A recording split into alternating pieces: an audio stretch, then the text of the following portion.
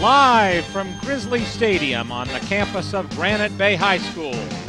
Touchdown Productions, simply the best in high school sports, is proud to present Sacramento Metro League football. Tonight, the undefeated Nevada Union Miners take on defending Metro League champion Granite Bay Grizzlies. And all the Division I football action is coming up next right here on your NorCal Game of the Week.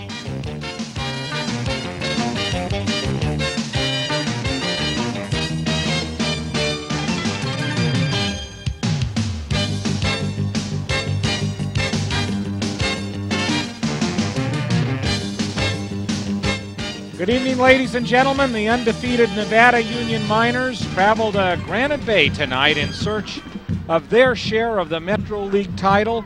Football fans, welcome to Granite Bay, the home of the Grizzlies, for tonight's thrilling Metro League game. I'm Jim Adams, along with my partner Marty Mortensen, our producer-director Gil Dominguez, and of course the rest of the Touchdown Production sports team is here and ready to bring you tonight's Metro I showdown between Nevada Union and Granite Bay. That's right, Jim, and even though this is only the second year for these Grizzlies in the Metro League, they have made quite a presence. In their first year, they won the Metro League title by beating both powerhouses, Grant and Nevada Union, only to see that their Cinderella season ended in the city championship game against Nevada Union. And now this year it's NU's turn to run the table, and tonight in their final regular season matchup, the Miners are looking to lock up the Metro League title after shutting out the Grant Pacers last week 21-0. And as many of our viewers saw last week, Jim, the Miners overcame some very muddy and wet conditions in Grass Valley to beat an undefeated Grant team, and NU is now in the driver's seat for their 2005 Metro League title. NU's defense has only allowed 7.7 points per game this season, and with the addition of junior quarterback Chad Mason, they are peaking at just the right time. And for the Grizzlies, their season has been a bit of a roller coaster. They have lost 3 overall games by very small margin and enter tonight's game looking to be the spoiler and force a 3-way tie for the title, which would end up in a coin toss. And so the stage is set here at Granite Bay. A lot hangs in the balance. It's the Granite Bay Grizzlies, the Nevada Union Miners, and we'll be back with all of the action after a word from our sponsors on the Touchdown Productions NorCal Game of the Week. The NorCal Game of the Week is being underwritten by Liberty Motors. Gary Alkenbrack offers you the latest automotive technology from Dodge, Chrysler, and Plymouth, with a selection of cars, trucks, and 4x4s on site and ready to drive home. That's why Liberty Motors is solving your transportation needs. Hanson Brothers Construction and HBE Rentals. HBE Rentals has expanded, which means more room for the professional rental equipment that you need. And rental manager Craig Arthur is always there so you can find the tools to get the job done right. Hanson Brothers Construction and HBE Rentals. Suburban Propane. Suburban Propane is everywhere they play football in the foothills in Grass Valley, Auburn, and Colfax. They've built their name and reputation on customer service, and that's why they've been named Nevada County's best propane company for the 6th straight year. Suburban Propane, delivering propane your way for the last 76 years. Burke Home Loans. John Red Burke is not your typical loan officer. John is trained and educated loan expert, ethical, honest, and straightforward, so you'll have no surprises at the close of escrow. Perhaps that's why John Burke was voted Nevada County's best loan officer and Burke Home Loans Nevada County's best mortgage company. Placer Title Company, Larry Ingersoll and Sally Vigil remind you that when you purchase or refinance property in Nevada County, only you have the right to decide which title company you use. And Placer Title Company gives you peace of mind in all your title and escrow transactions. Placer Title Company.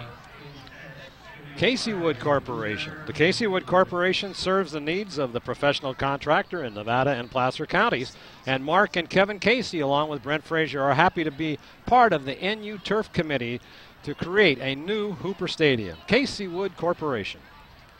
Mike Bratton, State Farm Insurance and Financial Services. Mike Bratton knows you need a winning team to be successful. So whether you're working with Kathy, Karen, Bobby, or Sarah, you'll know you're working with the best in the business when you're with Mike Bratton, State Farm Insurance and Financial Services. This NorCal Game of the Week is being brought to you by Touchdown Productions, simply the best in local sports television. This is Marty Mortensen along with Jim Adams saying thank you for joining us all across the Foothill network of stations and now on the Comcast Sportsnet. And Marty, tonight we kind of have a classic contest. Nevada Union coming in undefeated on this season, in first place in the Metro Conference, and Granite Bay with everything at stake, not only the spoiler role, but also the opportunity to deal the Miners their first loss of the season. Now, one of the things, too, we might want to point out is if Granite Bay can win tonight, Nevada Union would then have one loss, Granite Bay would have one loss, and Grant would have one loss, and that would go to a coin flip for the home field advantage. So this game is very important for the Nevada Union Miners tonight and also for the Granite Bay Grizzlies. Speaking of the Miners for just a moment, a key injury in tonight's contest, David Zeeler, who is number 2 in the Metro Conference with 725 yards, is out, suffering a concussion at the final drive in the first half of last week's contest against Grant. Yeah, he will be out, but before we talk a little bit more about that, we'll take a look at the current Metro League standings as Nevada Union Miners on top with an undefeated season so far at 8-0 and 5-0 in league play, Jim. Yes, and Grant, there you see at 3-1 in league. Granite Bay at 3-1 in league. Yuba City at 3-1 in league. So a little bit of a logjam. The Nevada Union Miners here in the Sacramento Metro League have a bye next week. So whereas Grant, Granite Bay, and Yuba City will be playing, Marty, the Miners are really done for the Metro League season after tonight's contest. And next week, I believe Granite Bay plays Yuba City right here at Granite Bay. So if Granite Bay can pull off 2 victories, they will end up in it'll be a 3-way tie. You probably figure that Grant will go on and win their last 2 remaining games. So it's going to be an exciting finish. But once again, we want to point out that Nevada Union has got their fate in their own hands. A victory tonight seals the deal, and they're ready with a week off with it, and then the start of the championship playoffs. And a lot at stake for the Miners of Grass Valley, California, up in the foothills, an opportunity to get home field advantage in the first couple of rounds of the playoffs. That a huge thing in Grass Valley, where the weather can be inclement and it can even include snow, and when it rains or snows, the Miners say to their competition, welcome here, try to compete with what is common for us. But on the Granite Bay sidelines, a very good offensive scheme and format at quarterback. You're going to see Ryan Woods, who has thrown for 673 yards passing this season, number 11. And the flyback offense will feature 2 runners, Andrew Hornbrook, who has run for 670 rushing yards this season and 8 touchdowns, averaging 12 yards per carry, and then Devon Wiley with 13 yards per carry, 16 yards per catch, and 10 touchdowns, the leading scorer of the Granite Bay Grizzlies. A big offensive line for Granite Bay, and in addition to that, 2 individuals who are being recruited very heavily for college. Number 7, defensive end Mark Berry, 6'1", 195 pounds. And then number 56, Steve Tennyson, 6'1", 200. Both of them college recruits. So Marty, I think we have on tap here the potential for an excellent contest this evening. You're absolutely right there, Jim, and it's going to be quite a game tonight. The Nevada Union Miners are on a roll, as we pointed out. They're 8-0, and we'll be right back to bring you some additional information on both these teams after we tell you that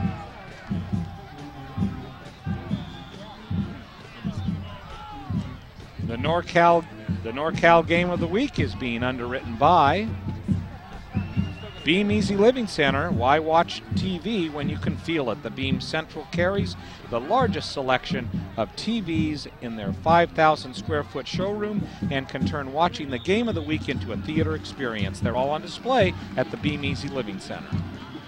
Port of Subs. What makes the Port of Subs slice to order sandwich so good? Well, if you just ask Mike and Cindy Argento or John Larimer, they'll tell you that it's a soft bread baked fresh daily. That's why you'll be sure to find something for every appetite at the Port of Subs. Top This Truck and Auto Accessories. Top This specializes in a variety of accessory products for your car and truck, which are on display in their showroom. And owner Chuck Cavros is on hand to give you all the advice you need. Top This Truck and Auto Accessories, your truck's favorite store. B&C True Value Home and Garden Center. The holidays will soon be here, so it's time to update your kitchen and bath, and B&C has a complete kitchen and bath showroom, and their design experts are always on hand. B&C True Value Home and Garden Center, where help is just around the corner. Greg Segezi, Nevada County Realtor at gregsegezi.com. You'll find the latest information on Nevada County properties with complete descriptions, maps, and photos. And Greg will always treat you with honesty and integrity. That's why you can trust Greg Segezi, Nevada County Realtor. Tripp's Auto Body and Paint Shop. Accidents do happen, and that's why the Tripp brothers specialize in collision repair, and they work with your insurance company to get you back on the road quickly. The Tripp brothers, let them show you the difference that customer service can make. It's a Tripp Auto Body and Paint Shop. MBI Ready Mix and MBI Landscape Supply. MBI Landscape Supply, located across the street from MBI Ready Mix, specializing U-Cart concrete service, and has many different styles of unique forms of landscape materials on display and ready for delivery. MBI Ready Mix and MBI Landscape Supply. This NorCal Game of the Week is brought to you tonight by Touchdown Productions. Remember, all of our past and present shows since 1997 are available now on DVD. And with our new subscription service, you'll never miss another game because we mail them right to your home. Just contact the Touchdown Productions office to set this all up for you. Touchdown Productions, proud to be a part of your high school's sports community since 1997. Welcome back, sports fans, and we'd like to extend a special welcome to those on the Comcast Sports Network, whether you're watching us in Medford, Oregon, Fresno, California, or from the Bay Area clear to Reno, Nevada. We're really glad that you could join us this evening for this big Metro League contest here in Granite Bay, California, a suburb of Sacramento. Nevada Union coming into the game undefeated, a huge game for them tonight. And yet what will probably prove to be their most challenging game of the season. Nevada Union ready for tonight's contest, and at the same time, Granite Bay really looking to be that spoiler, and you have to wonder how this game will unfold. Nevada Union last week introducing their new tool, the quarterback, who had an excellent contest, Marty. Yeah, Chan Mason came into the game, first two passes out of the chute, touchdowns. That was the difference in the ball game, and we watched him warm up tonight, and very exciting, and he's kind of a take charge kind of kid, and I think you have to look for Chad to be on target tonight. Mason came in and relieved Josh Noxon, who had played quarterback all the previous games this season. Noxon moving to wide receiver, and he was definitely an impact player in their game last week against previously undefeated Grant. And so for the Miners this evening, you're going to see also a little bit of a mix-up in the backfield there. David Zeeler out, and I think that you'll see stepping in for a good number of the plays, Andrew Moon. Andrew Moon, an individual who has had an excellent season for the Miners this year, and he will be complemented back there by Dennis Royal and Andrew Matroka, Jesse Etlin, and the running game that the Miners have to offer tonight. Marty, do we look for more passing by the Miners tonight? Last week, only throwing 6 passes. Well, I think that Chad Mason has stepped in quite nicely. Got his feet wet last week. And I think look tonight for Chad Mason and the Nevada Union Miners for Chad to be teaming up with Noxon. Look for number 81 as he'll be running some deep patterns. And I think that they've got some surprises in store for these Granite Bay Grizzlies to complement their running game with some great passing tonight. And of course the Miners, known for their wing T offense, will probably give us a variety of looks tonight. The option play, definitely an option for them tonight that they may use a little bit more regularly. But the Miners are peaking at the right time, but the experts are also saying that the Grizzlies are peaking at the right time, Marty. There's a good shot of the Grizzly faithful that have come out tonight on their side of the stadium. Nevada Union folks driving all the way down from Grass Valley tonight. It's about an hour drive to come down here, and a lot of people here. We've got the horns, we've got the cowbells.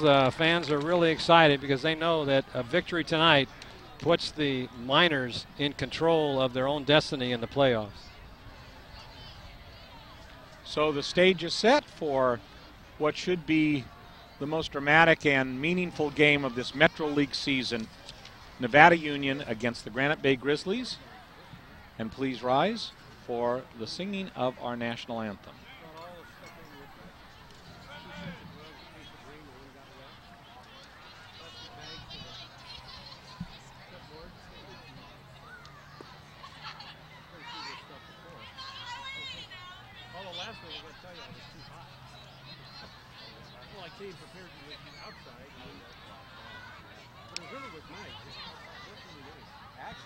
And I guess before we do that, we're going to have the coin toss there in the middle of the field.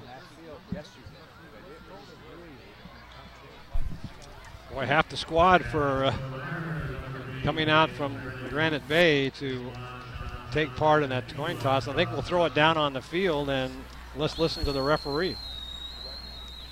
Gentlemen, come on in. Introduce yourselves here, please. Eric.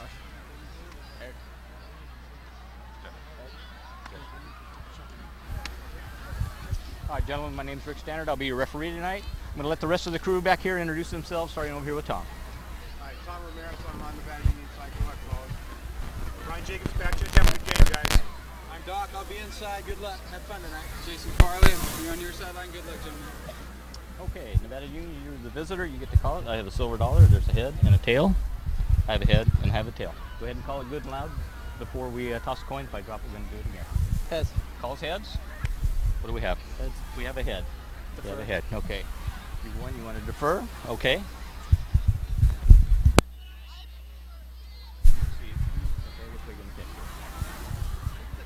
Okay. Nevada Union, put your backs over here. Granite Bay over here. So Nevada Union wins the toss.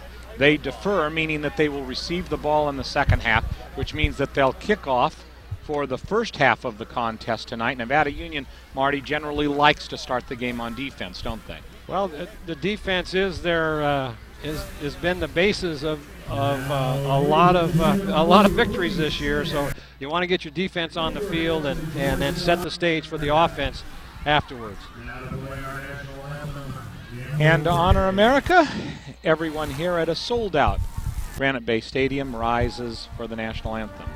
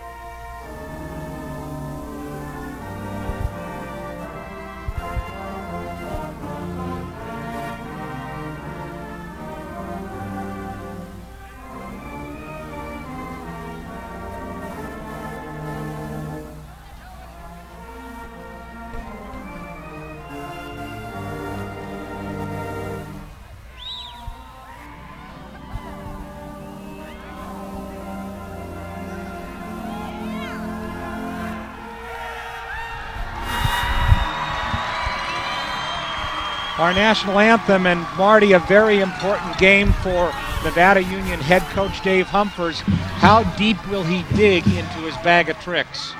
Well, you're going to have to look for a lot of different plays, a lot of different formations tonight. It seems like every week Coach Humphers has got a surprise in store for their opponents, and I think tonight will not be an exception, as this team is they're fired up, they're ready, and look for some trick plays, I believe, tonight. And for Granite Bay, a very strong offensive team, very adept at scoring this season and relatively good at defense, so also some great prowess there. I would have to think that Nevada Union's game plan is very similar to what we saw last week in the Metro League showdown with Grant, and that is to jump on Granite Bay early and to see if they can get the lead and then allow their defense to show its strength from there. So the Miners come out onto the field. Deep for Granite Bay is Andrew Hornbrook, and number 5, David Weinberg. And now he moves forward a little bit. Dante Punteri, who's having an excellent season for the Miners, ready to kick off. And this game is about to be underway. And here we go. And it's a squib kick right in the beginning, and the Nevada Union Miners recover the ball. Goes 10 yards. What a play. I said we were going to be looking for some trick plays that Coach Humphers has got in store, and right off the bat, Granite Bay was just not expecting any of that. They started moving back to set up the kickoff return, and look what happened. Well, and you've got to give Dante Punteri credit because he caught up with the ball before it had gone 10 yards and patiently waited for it to just barely go over the 50-yard line, so the Miners take up shop at the Granite Bay 29-yard line. 1st and 10, Chad Mason under center. Handoff up the middle, Dennis Royal for about 5 yards on the play. And for the Miners, a lucky break or a turnover, I guess by design, to start off the game, and that will bring up about a 2nd down and 6. Josh Noxon, far side, comes over to him, but is incomplete and behind him. He was wide open, too, and nobody over there. Nobody even came over to cover him. That had touchdown written all over it if Mason had that pass on line. Number 81, Josh Noxon, will be a main target for Chad Mason tonight. That'll bring up a 3rd down, a big 3rd down and 6 here early on for Nevada Union. Sweep, right side. Andrew Moon needs a block, gets it, and is close to a 1st down. I think he may have gotten it. And I believe he did get it. As we mentioned in the pre-game show, with the absence of David Zeeler, watch for Andrew Moon to contribute more offensively tonight. Andrew Moon, I noticed when playing the national anthem, he had a big bandage on his chin, so I don't know if that's going to have any effect on him tonight. Mike Apple out, back to pass, looking for Noxon again, but she throws over his head and incomplete.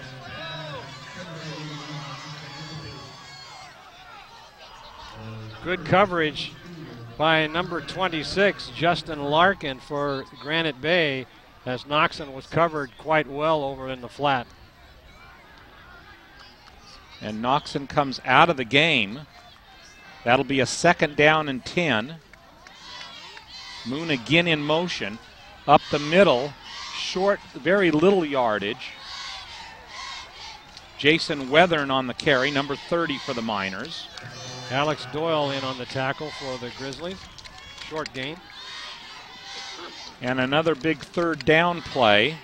James Brindley comes into the game along with Josh Noxon. Brindley, not an individual who is usually part of the offensive scheme, but in for this particular play, and at tight end. Back to pass. Looks deep for Brindley. He's got Throws him. long for him. And he catches it! Touchdown, Nevada Union! But I think there's going to be defensive No, I guess he's just short of the end zone, but so it'll be pass interference. However, they'll take the play. And Marty, I thought that play had gone into the end zone for Nevada Union. He turned around, the pass was a little bit underthrown. It was good coverage, but it looked like it was pass interference on the defense. We'll see. I don't think Brindley pushed off. And let's see what the call is here. If it is pass interference. Well, they're talking to Mason, so that's got to be. Will probably be declined. And that will bring up a first down and goal for Nevada Union. Dennis Royal in the backfield from about the 2-yard line. Oh, that hit it a little bit behind the line of scrimmage is Jesse Etlin, and that's about a 2-yard loss. Boy, Steve Jennison, number 56, the linebacker, came up and caught him right behind it just as soon as he took the handoff. Brindley, Noxon, and Dennis Royal in. And out comes Truck Jantz. Second down and goal now for the Miners. And here's that sweep to Brindley. Looking for a block. He's got it. Into the end zone. Touchdown, Nevada Union. So Marty, that onside kick is parlayed into the first score of the night. And for the Nevada Union Miners, a 6-0 lead. Yeah, they continue to amaze everybody. It's something that Coach Humphers is normally very conservative, but started out with that onside kick and took it from there. Quinteri on for the extra point. Spotted, kicked. No good. He hooked it left. So 6-0, and it'll be interesting to see if that comes into play later in the game. But for the Miners, for the Nevada Union Miners, an impressive first drive, Marty.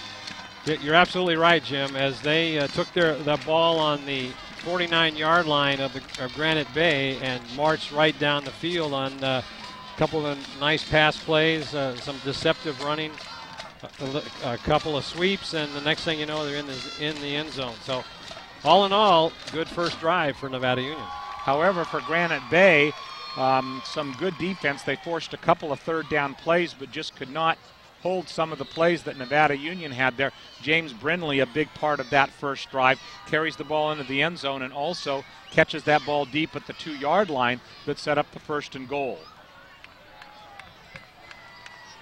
Deep for Granite Bay, number 27, Andrew Hornbrook, and number 6, Devon Wiley. So Wiley and Hornbrook deep. And here's another squibber. Well, I think he just missed that. I think that was going to be try to get it over the front line, but now they'll take over, and Granite Bay will take over in great field position right out the 50-yard line. Ryan Valletta on that reception of that kickoff. And Marty, here's the play on the pass to Brindley. Yep. Brindley came in for this play, and going back is Mason. He pump fakes and then just unloads it all the way on down the field. For a minute there, we thought he caught it in the end zone, but he got pushed off, and then Brindley came back for it. I looked like he had I guess he was short. Good call by the referees. Ryan Woods at quarterback for Granite Bay. Handoff up the middle. Good gain for Granite Bay, taking tacklers with him, and close to a first down is number 32, Joe Stark. That'll be about a half-yard short to see where they spot it. Stark on the season, 200 yards.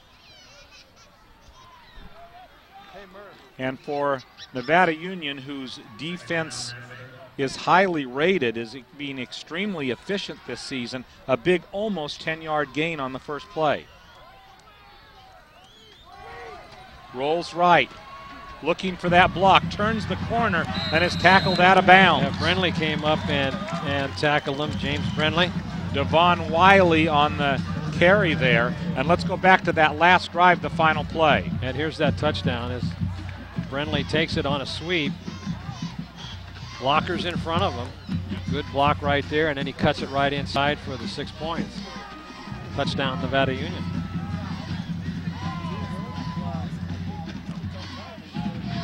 So a first down for Granite Bay. Clear down to about the 35-yard line, about 34 of Nevada Union. Woods, handoff, up the middle. Nice gainer again there by Rocky Russo. And Russo gets about 5 yards on the play. Let's call it 6, and that'll bring up a 2nd down and 4. I was just watching Andrew Hornbrook, number 27. He is fast. You have to keep an eye on him because he's going to be the one that their go-to guy. Joe Stark behind Woods. In motion. Handoff, left side. Good gainer, cuts back. Ooh. Has one man to beat and can't quite do it. Is number 27, Andrew Hornbrook. And Marty, you said a moment ago, his speed was surely exemplified on that play. Well, no question about that. He took that handoff and couple of quick moves, and Tom Brindley came up and put the stop on him as the Granite Bay is driving now with 8 minutes left to go in this first quarter. So on the 15 in the red zone for the first time is Woods and the Granite Bay Grizzlies. Woods hands off to Rocky Russo and grinds it up the middle for a nice gain. And Nevada Union definitely having trouble defensively against this run of Granite Bay. And let's take a look at that. Here is Andrew Hornbrook again, and watch him cut in. Side follows his block and then gets by the linebackers, and it wasn't for, there's Brindley coming up along with, I think that was Andrew. 2nd down and 3, up the middle. Doesn't get too much yardage there. However, I think enough for a 1st down. Yeah, they're signaling 1st down. Looks like it'll be 1st and goal. So excellent drive here for the Grizzlies, 1st and goal. They have moved the ball steadily against this number 1 rated defense in Sacramento's Metro Division. 7:17 to play here in the first quarter. The Miners leading 6-0. But the Grizzlies are driving. 1st and goal. Ball on the 5.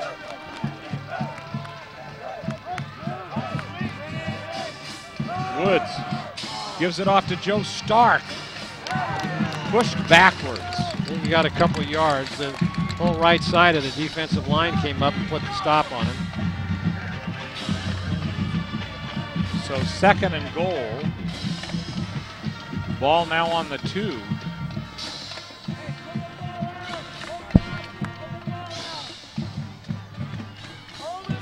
Ryan White gets the call from the sidelines, rushes back in.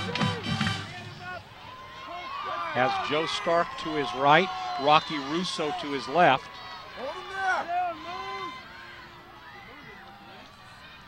And this will be Russo. For Stark. Goes in. Touchdown! Granite Bay. So the Grizzlies answer the Miners' first call and score and make it 6-6 with the point after touchdown upcoming. And Marty, an excellent drive for Granite Bay there. The Grizzlies did a very adept job of slicing that Nevada Union defense. They had a short field on that short kickoff and 50-yard drive. Woods the holder, spotted, kicked. Looks good. No good either. Trevor Jackson was the first one to signal that that ball was no good, and it looked good from our angle, but that ties up the score 6-6, Jim. So Paul Menard, who comes in for the extra point, and Dante Punteri, very reliable all season, misses, and Paul Menard also misses, so a 6-6 game. So we'll pause here with 6:15 to go in the first quarter, tied at 6.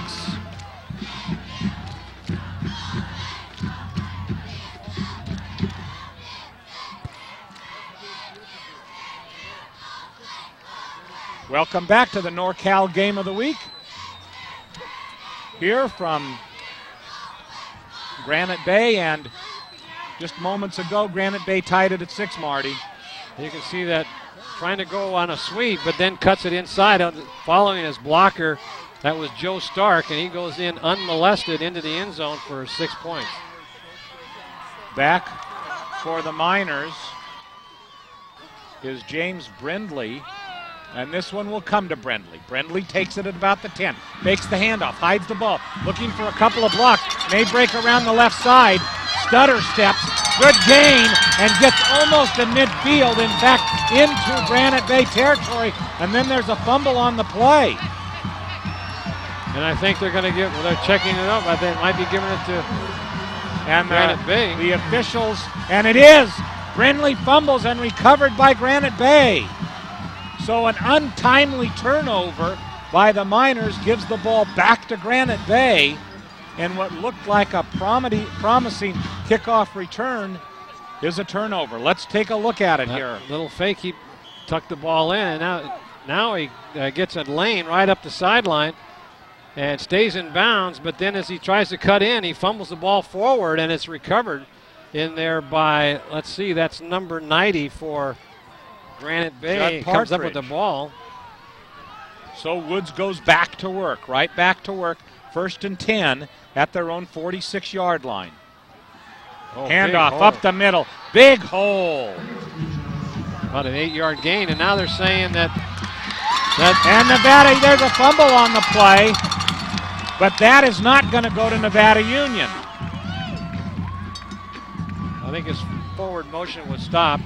And an injured player on the field for Granite Bay.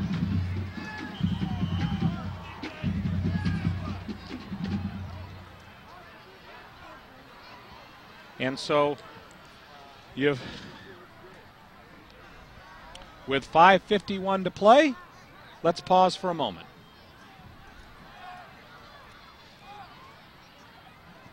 Gil, you got to change that from Foothill Game of the Week to NorCal.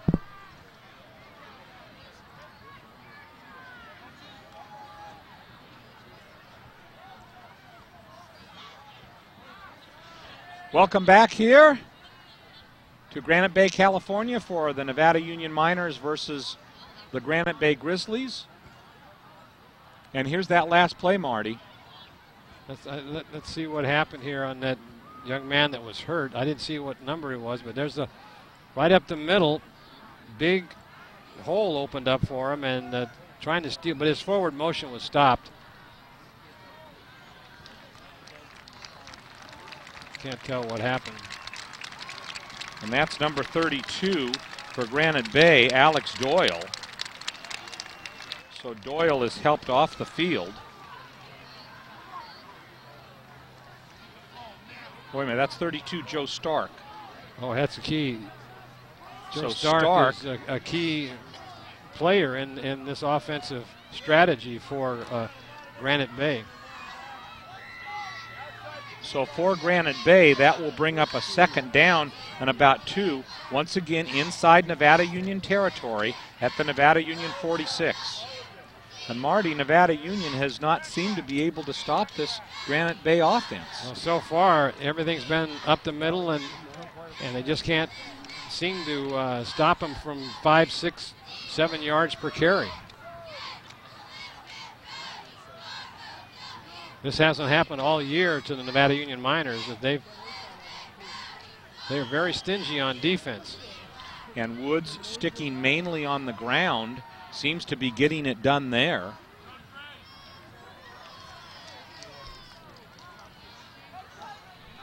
And so we'll see a 2nd down and about 3. Woods with Jordan Wagoner behind him. And there's a sweep to the left side. Nice block there by Wagner. Turns the corner, and number 6, Devon Wiley, takes the ball deep into Miner territory to about the 37-yard line. Good enough for a 1st down as he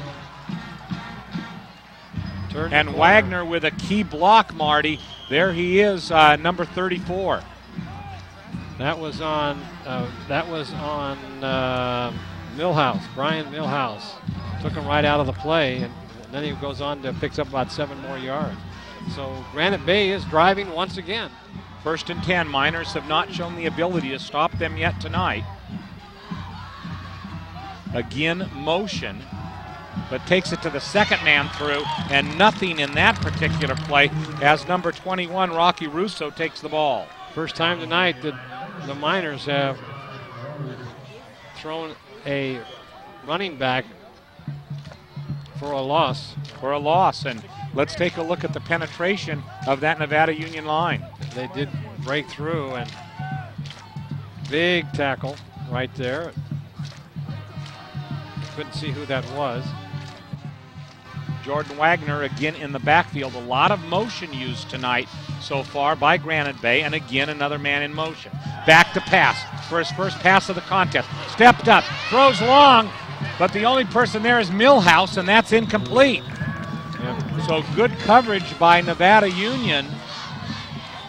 Yeah, they stayed on the ground throughout this first quarter, and then all of a sudden they go deep into the end zone, but well overthrown by about 10 yards. So incomplete. That'll bring up a 3rd and about 11. So 3rd and 11, probably a passing play here, as you see the Nevada Union band who traveled from Grass Valley for this particular contest. 3 receivers to the left side. 3rd down and about 11.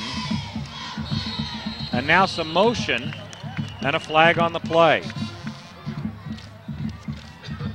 In motion there was number 87 for the Granite Bay Grizzlies. And so what was a 3rd and 11 becomes a 3rd and 16. Nevada Union, against, as far as pass defense is concerned, has had an excellent season. And this most certainly appears to be a passing situation. 3rd and about 16. Ball now on the Miners' 43-yard line.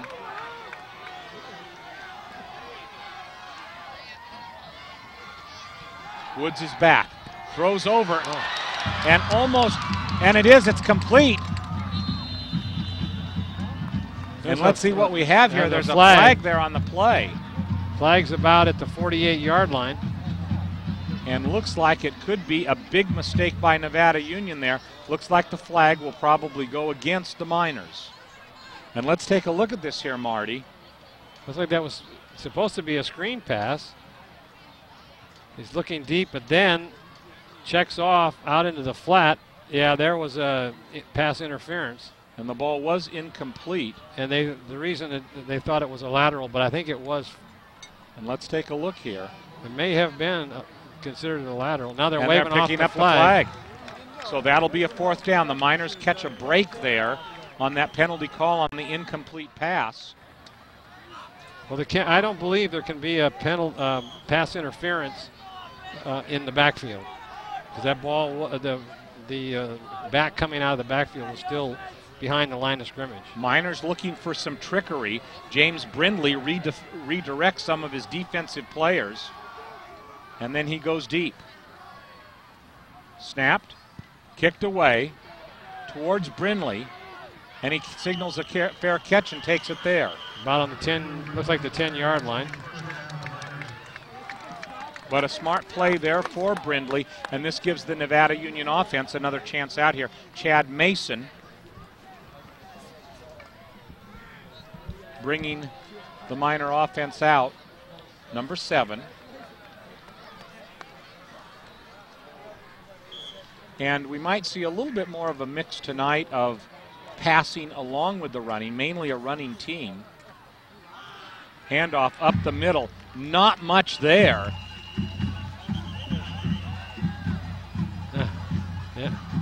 Yeah, Alan Barros, the left guard, was in a little tussle with, I think it was number 56. And that'll bring about a second down, about a second down and 8. Into the game comes Jason Weathern. Out comes Dennis Royal. And Noxon on the near side. Mason, 2nd and 8. Handoff, left side here. Tries to get a block, but Jesse Etland is tackled short of the first down, and that'll bring up a 3rd down and short. So 3rd down and about 2 on the carry by Etland. Exactly 3 minutes to play in the first quarter, 6-6. This is a big play coming up right here for Nevada Union, Jim, as they don't want to be punting deep in their own part of the field. Single back, handoff, looks for the hole, finds the hole. Andrew Matroka, and a the late flag. hit will penalize Granite Bay 15 yards.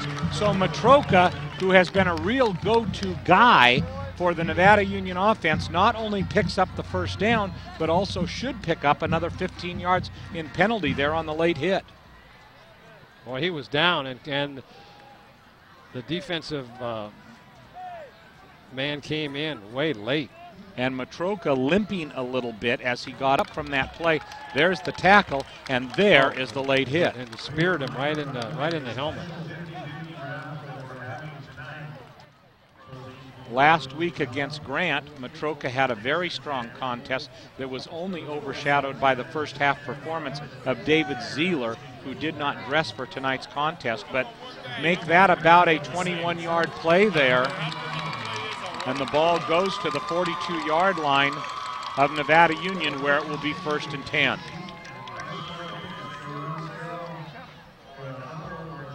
Out comes Mike Apple. Noxon this time on the far side. Handoff up the middle. And Jason Weathern, and there's another flag. So Weathern on that particular carry, and let's see what we have. I believe that might be another call against the Grizzlies. Let's see. I think it is. So 2 what might be undisciplined plays in a row by the Grizzlies, if that's the way that it goes.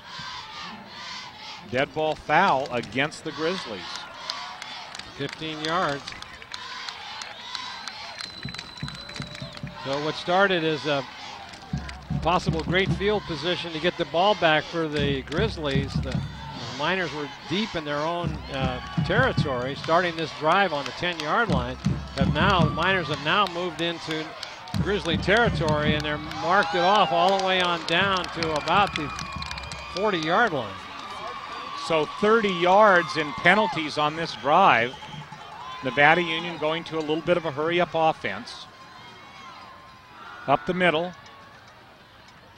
Jesse Etlin on the carry, or Andrew Moon on the carry there. Andrew Jackson, he has about 8 inches and about 50 pounds on one of the defensive men. Pushed him around like a rag doll, and they were looking for a penalty on that. So this game is kind of getting a little out of hand here, Jim. So 2nd down and 7. Back to pass, over to Noxon, complete. Noxon gets by the first man, gets by the second, heads to the end zone. Touchdown. Touchdown. No, I think he's out of bounds at the 1-yard line. Looked very close.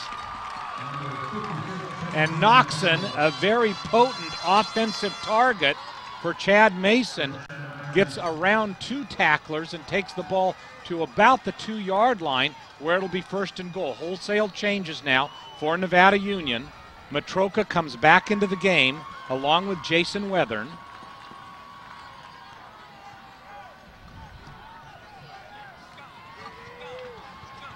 Weathern lines up right behind Mason, but it'll be Matroka, left side, tries to make it into the end zone. Touchdown, Nevada Union.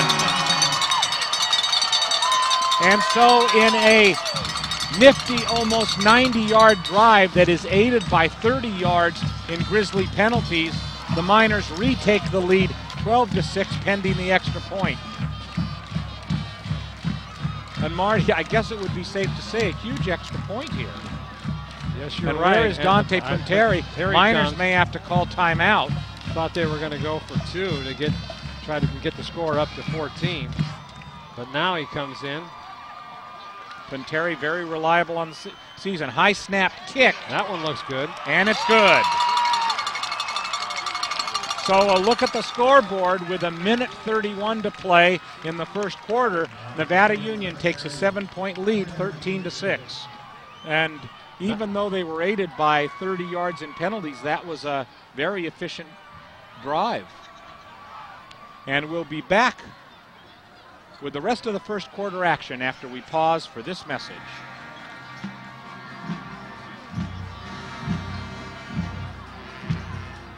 And a little bit of the crowd there on the Nevada Union sidelines. And I guess one of the key plays had to be the pass to Noxon. Here's a rollout by Mason. All wide open is Josh Noxon. He gets by the first man. And once he gets the open field, and then he goes by the second. Blocker with him, but then he gets caught up from behind, and he went out on the right side of the pylon. So good spot there by the referees. And on the next play, the Miners go in for a 1-yard run by Matroka, and that's where we stand right now at 13-6. Hornbrook back deep, and there's that squib kick again. And Hornbrook takes it, brings it up the middle, hit hard. Nice at coverage. About the 31-yard line. Dennis Royal. And Andrew Matroka here, another touchdown for Andrew this season. Just designed to go over left tackle, and the hole was there, and he took it in on his own for 6 points. Dennis Royal on that tackle. On that kickoff. Grizzlies in here on offense at the 28-yard line, 1st and 10.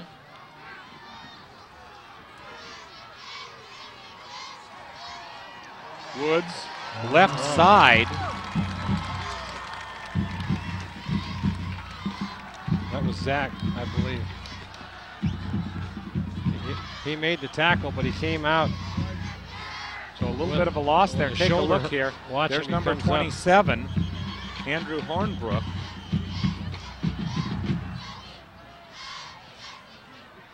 Didn't go anywhere, but Andrew hurt his arm as he came off the field. And an injured player here on the near side. And it looks like it's a Miner. And it is.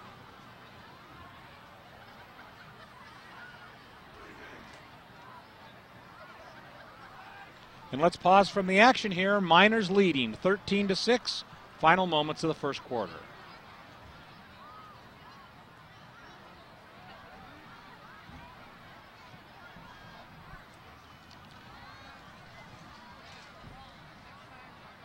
Back here live at Grizzly Stadium on the campus of Granite Bay High School.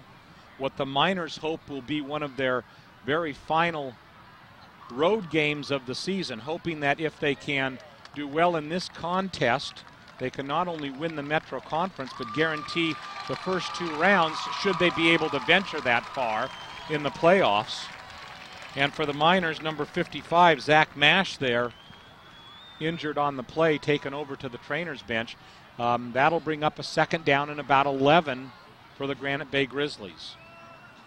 Granite Bay has shown the ability to move the ball in their first couple of drives, although the Miners forced a punt on their 2nd drive of the night.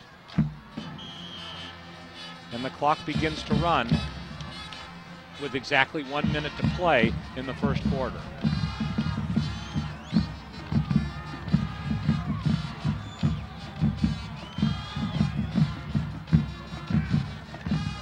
Woods, again motion, back to pass though, looks over the middle, heavy rush, but throws out here in the near flat. And it's looks like close to a 1st down there as number 6, Devon Wiley, takes the ball, and that will bring up a 3rd down. So 3rd down and short, about 1 yard to go on the play. Mike McLean came up and made that tackle. It just held him about a yard short of the 1st down marker. Ryan Furr comes into the game along with Ryan Woods. Woods went over to the sideline to pick up the play. So Woods now with a 3rd down and short.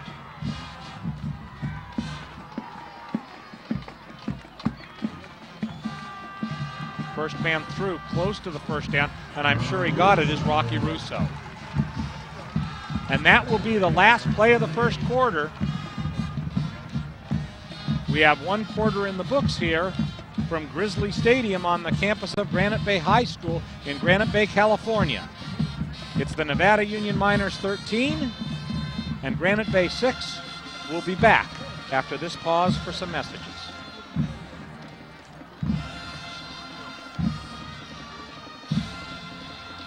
So Marty, for the Miners, what you might call a semi-successful first quarter. They took the onside kick to start the game for a touchdown. Were fortunate enough to get a second one.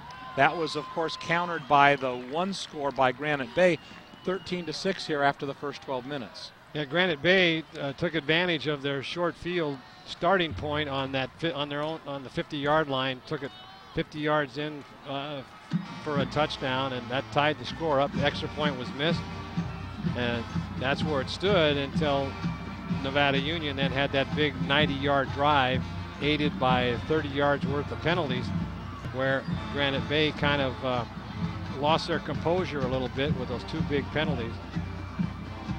Might be important to note that the Nevada Union partisans come in masses to these games. The entire visiting sideline's full, people sitting even in the walkways. And so that will bring up a 1st and 10 here for the Granite Bay Grizzlies, driving to start the second quarter. Handoff up the middle. Big gain there by number 34, Jordan Wagner. And another first down for Granite Bay. Well, a big hole opened up over right tackle. Took it for about 11 yards for a first down. And the Grizzlies have been very successful on the ground tonight. 1 out of 3 on passing for the short pass out into the flat for about 9 yards, and that's been it for Granite Bay. Content mainly to stay on the ground. They've been pretty successful on the ground. Up the middle, Rocky Russo pushed backwards with some gang tackling, and Russo gets about 3 yards on the play, and that'll bring up a 2nd down and 7. Once again, Mike McLean in on the tackle, leading the charge for Nevada Union defense. Once again in Nevada Union territory.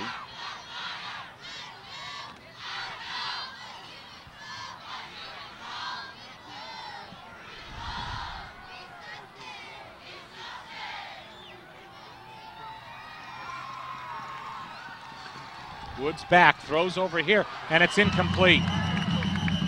The Miners initially thought that it might be a lateral, but it was a forward pass, and Dan Granning comes up with the ball. In on that very quickly was Andrew Jackson. And let's take a look at this, Marty. Quick pass out into the flat. It was forward, but now coming over and then laying a hit on him was Andrew Jackson. 3rd and long, about 7 for Granite Bay. Appears to be a passing situation.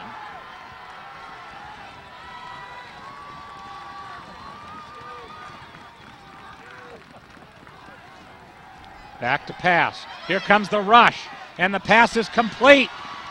Makes it by the first man, but Mike Ramirez is tackled by the Miners, and that'll bring up a 4th down and about 4. Yeah, Andrew Moon was not fooled on that screen pass. It was not sold very well by Ryan Woods, the quarterback, and fortunately for Nevada Union, Moon stood. He stayed in there. And so 4th down here. Here's the replay of that one. Right. And then so a big 4th down play here for the Miners.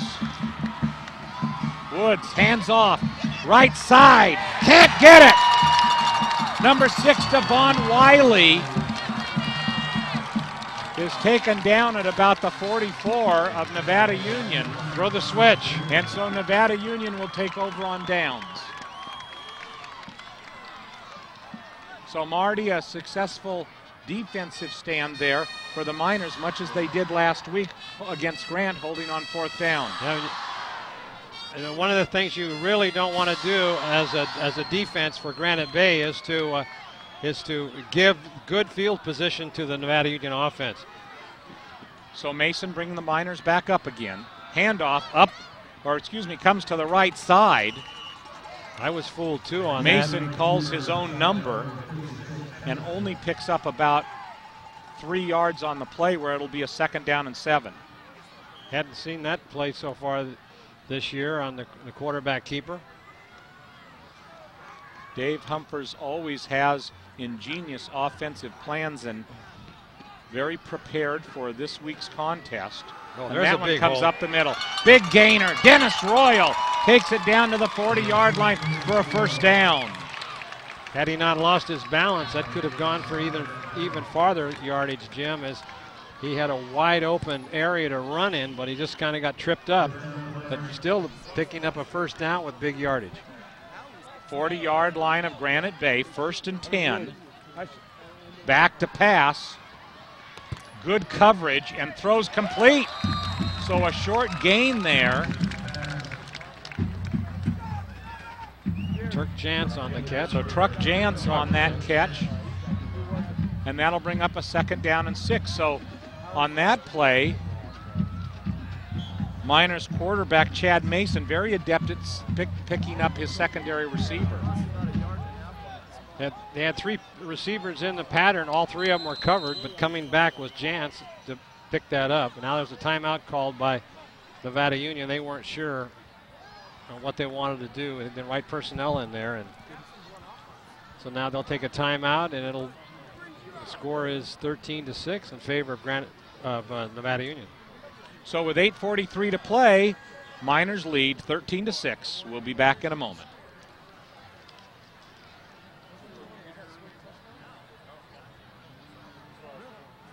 So Nevada Union in this situation with a 2nd down and 6 takes their first timeout of the first half. And just as Granite Bay has had some moments of brilliance, the Miners have moved the ball pretty well tonight, Marty. On the ground and in the air, it's been a good balance on offense between the run and the pass. And it looks like Chad Mason is only his 2nd game of the season, but he is gaining confidence as the quarters move on. And for Nevada Union coach Dave Humphers, it's got to be a bonus to be able to move Noxon to wide receiver and welcome in someone who is as adept as Chad Mason. So Mason brings the Miners up, 2nd down and 6. Dennis Royal in the backfield. Motion there, back to pass, throws long, but a little bit short and incomplete. Josh Noxon did not quite turn around and see that ball coming, and that will bring up a 3rd down and long, and it looks like what would be a passing situation. Yeah, on that play right there, Jim, Noxon took it to the inside, and Mason threw it to the outside, so a little miscommunication on that particular play. But Noxon was covered by 2 defenders, so it's 3rd and 6 right now. Back to pass again, throws over the middle and incomplete. Jesse Etlin, the intended receiver there. And that'll bring up a 4th down for the Miners. And let's see what they do in this situation. Looks like they're going to be going for it. So Mason a little bit off beat on those last 2 passes. Matroka comes into the game along with Truck Jantz.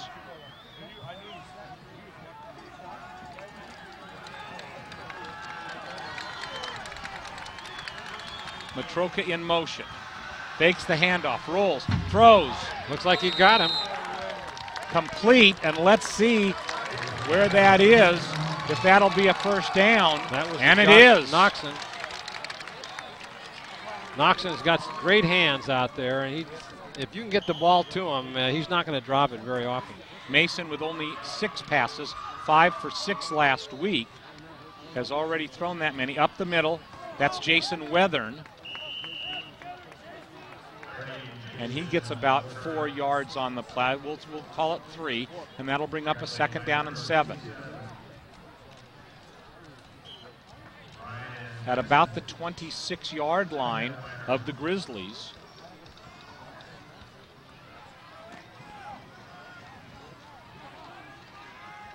Dennis Royal in the backfield, but this one will come to Moon, and Moon takes it for a short gain. Andrew Moon, the 6 foot, 200-pound senior. Had no place to go on that, Jim, as Mark Berry came up for Granite Bay and put the stop on him. 3rd and 6. Tried to cut it inside. Nothing was there, but that'll bring up 3rd and 6 again. 2 down territory. And James Brindley checks in along with Jesse Etlin. This combination has been lethal so far tonight. Back to pass. Throws for Brindley. He's there. Incomplete. It looks like he was hit a little bit early, but no call. So Brindley was there and he was open. The ball just slightly overthrown by Mason, and that'll bring up another 4th down. Mason comes over to the sideline to talk with Coach Humphers to see what they're going to do on that. This let's take a look at that last play. Plenty of time to throw. Nice pass over into the corner, but just overthrown just a little bit. So a big 4th down here for Nevada Union. Good pass rush. Screen to the left side. Needs to get another block, and that's going to be close, and he didn't make it. No, I don't think so. He's going to come up Jesse short.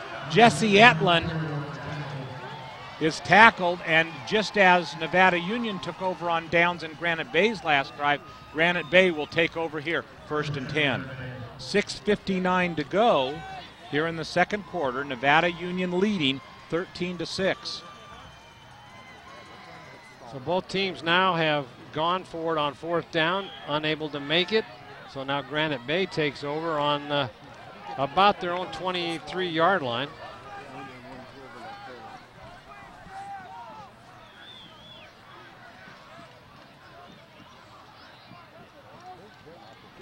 Woods, handoff this near side here, and a good gain for the Grizzlies. Andrew Hornbrook takes it for about a 6-yard gain, and that'll bring up 2nd and 4. Both teams, Marty, have really shown a desire to go for it on 4th down tonight. Well, both of them have solid defenses, and even though you give the ball up on the 23-yard line, the defenses can hold, and that's why they do that. Handoff, nice little hole, but it closes up quickly. It might be short. Ryan Millhouse in on the tackle there.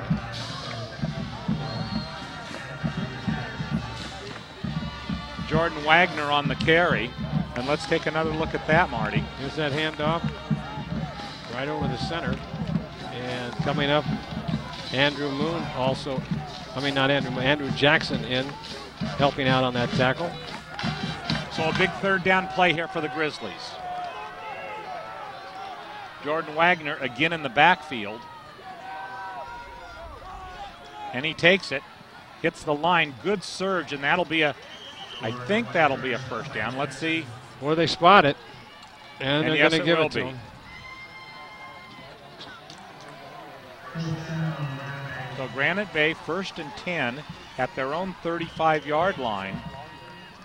5.5 minutes to go here in the second quarter.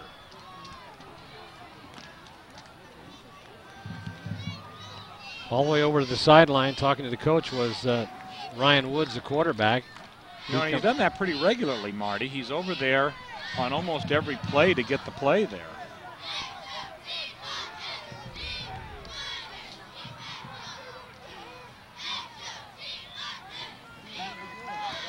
Handoff, another good gain there, and big yardage as Rocky Russo takes the ball, and that'll bring up a 2nd down and 4. And one of the things that the Grizzlies have done very well tonight is to get good yardage on 1st down. And they are doing that.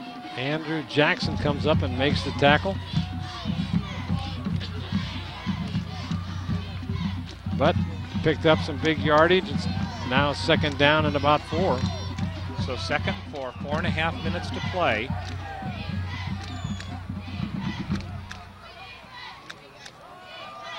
There it is. Sweep to the right side. Looks for some blocking and gets some is Devon Wiley. It might be a little bit short. They're going to mark it about 2 yards short of the first down. So Nevada Union will try to stop them right here as the Grizzlies are on a drive. 3rd down and a very long 2. One thing they're doing on this drive, Jim, is that they're using up a lot of this clock in this second quarter. They're going to have to score, and they only have 3:50 left to go. So 3rd down and 3. Big play here offensively for Granite Bay. And there's the sweep. 1st down. Fumble on the play. Nevada Union's got it, looks like. Nevada Union is signaling, but there has been no official signal yet. Yeah. Now coming up with it. Nevada Union ball. That was Millhouse. So Brian Millhouse, number 2, comes up with it there for the Miners. And Marty, this was a big play. Look at how this ball got stripped. Yeah, he just stripped it right as he went by. He had a big hole there. And then reaching out, it looks like, let's see, where Brian Millhouse, number 2. And then he falls on it and gets the recovery. Good heads-up play by Millhouse. There he is covering it. And so here come the Miners. 1st down and 10. Inside Granite Bay territory. Back to pass. Throws long for Noxon. Incomplete. And Josh Noxon has turned back to the referee saying, hey, what happened here? Excellent coverage there by Parker Van Dyke for Granite Bay. Here's that strip by Millhouse. Just reaches in there and grabs that ball. He was going to pick up another probably 10 yards on that carry. And a real timely turnover. Both teams with 1 turnover here in the first half. Handoff up the middle. Looked like Dennis Royal. It was. Gets about 3 yards. So a big 3rd down and 7 for Nevada Union. Clock for some reason has stopped. And I don't know why that would be, but that'll bring up a 3rd down play here. Back to pass. Throws. Complete. 1st down. That was Noxon again. Well, I tell you what, you get it anywhere in the zip code area of Josh Noxon, and he'll catch it for you. Not only will he catch it, but if he's on his feet, he's a real threat to go the distance.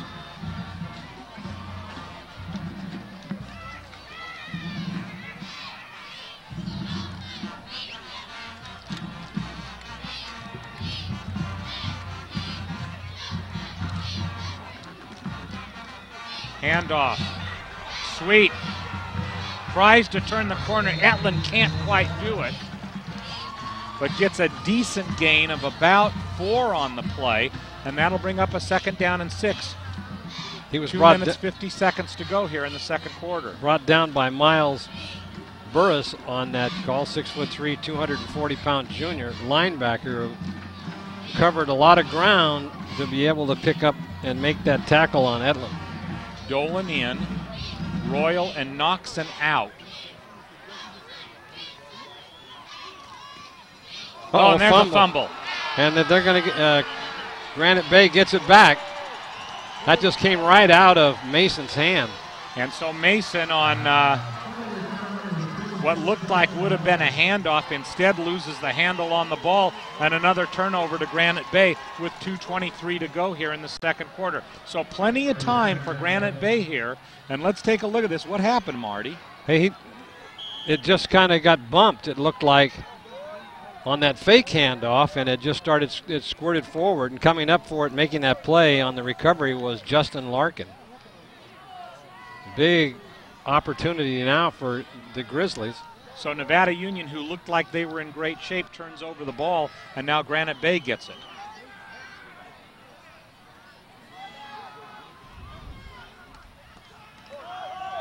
Handoff, big gain into the secondary. Boy, another touchdown-saving tackle by Brindley. Hornbrook takes it to near midfield. and the Grizzlies are in business. That handoff to Hornbrook has been there almost all night over the right side, and once he gets into the secondary, he's got some good speed, and he was gone, but Brindley was able to catch up with him and save the touchdown. Granite Bay with all 3 timeouts, exactly 2 minutes to play here in the first half.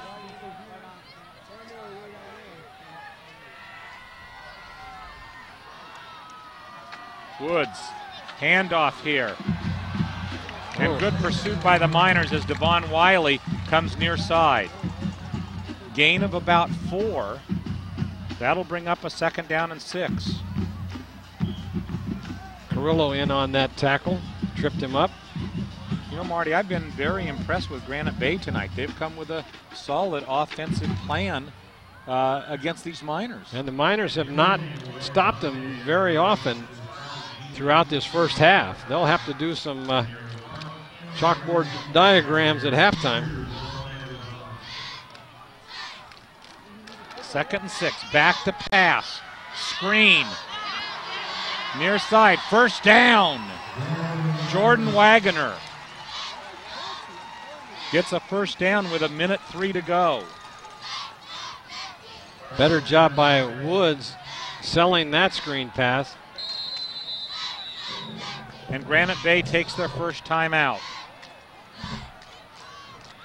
So a break in the action.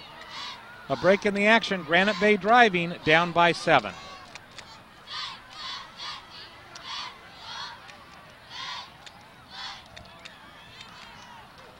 Welcome back to the NorCal Game of the Week. The Granite Bay Grizzlies against the Nevada Union Miners in a big Metro League showdown. Welcome to our Comcast customers who are watching this game throughout Northern California and Southern Oregon. This is a Sacramento Metro League contest. The Nevada Union Miners, undefeated so far this season, looking to take their claim to the Metro League championship that would guarantee them of probably 2 rounds should they survive that far in the playoffs, is really being met by a very strong Granite Bay Grizzlies team. And Marty, how do you see this game so far tonight? Well, it's been a seesaw battle back and forth. Both defenses have given up some yardage, but they just kind of like the old bend, but they do not break. And it's been a defensive struggle. A couple big plays by Nevada Union is the difference in this ball game. 1:03 to go. 1st and 10. Back to pass over the middle. Complete. Nice gain and a hard hit. So Mike Ramirez with a good reception on the play. Hurry up offense now for Granite Bay. 57 seconds to go. Clock is running, and they ground the ball. Spikes the ball. So spikes it there in that situation. And let's take a look. This is about the best gainer for Granite Bay via the air in this contest. Yeah, right over the middle. Right in between the safety and the linebackers, but then a hard hit put on. Didn't see who made that tackle. It was like Carrillo. Dave Carrillo might have made that.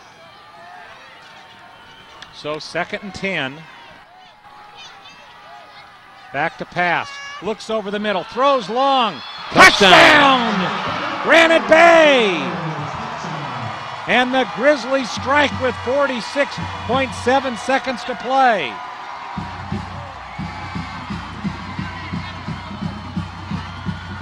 And so for the Nevada Union defense that very seldom gets burned via the pass, 6 points there, and the upcoming point after touchdown.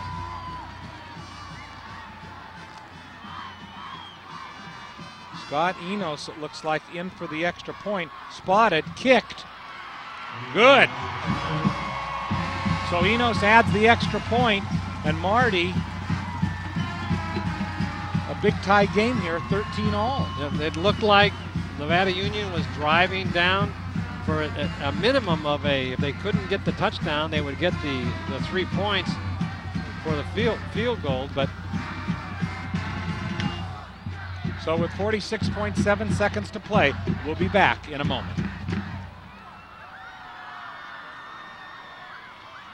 So as we take a look at it, 13-13 now in what was expected to be a very tight contest. There's the Nevada Union Band, and here's that final catch. Right in between the safeties. Miners had coverage down there, Marty. They did, but it was just thrown over the outstretched hands of the defender and right into the arms of Mike Ramirez.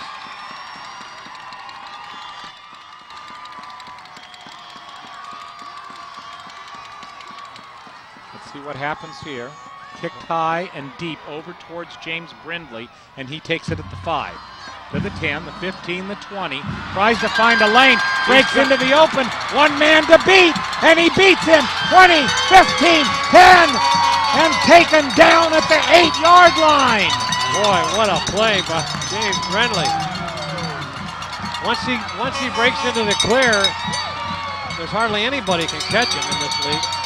So the Nevada Union Miners respond with special teams, and with 33.5 seconds to go, they get the ball at the 5-yard line. So a big opportunity here for Chad Mason and the Miners, Marty. Boy, you couldn't set the stage any better. And here comes Mason and Noxon in with the play. Miners with 2 timeouts. Matroka and Weathern. Rolls right. Looks for a block. Will call his own number. Touchdown, Miners!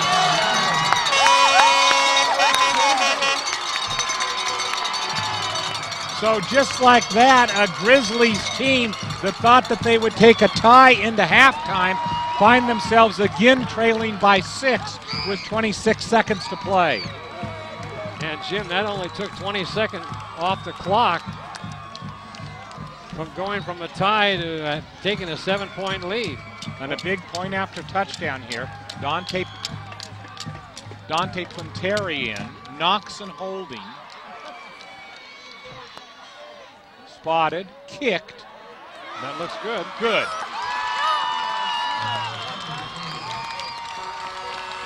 So all year, we've seen James Brindley and company of the Nevada Union Miners do well on kickoffs and punt returns. And that is a huge play. 20-13, the Miners retake that 7-point lead here on the NorCal Game of the Week. Jim Adams along with Marty Mortensen. Glad to bring you all of this action, and we'll be back for the final 26 seconds of the first half in just a moment. I didn't hear you, Gil. So back here live as the Miners will kick off.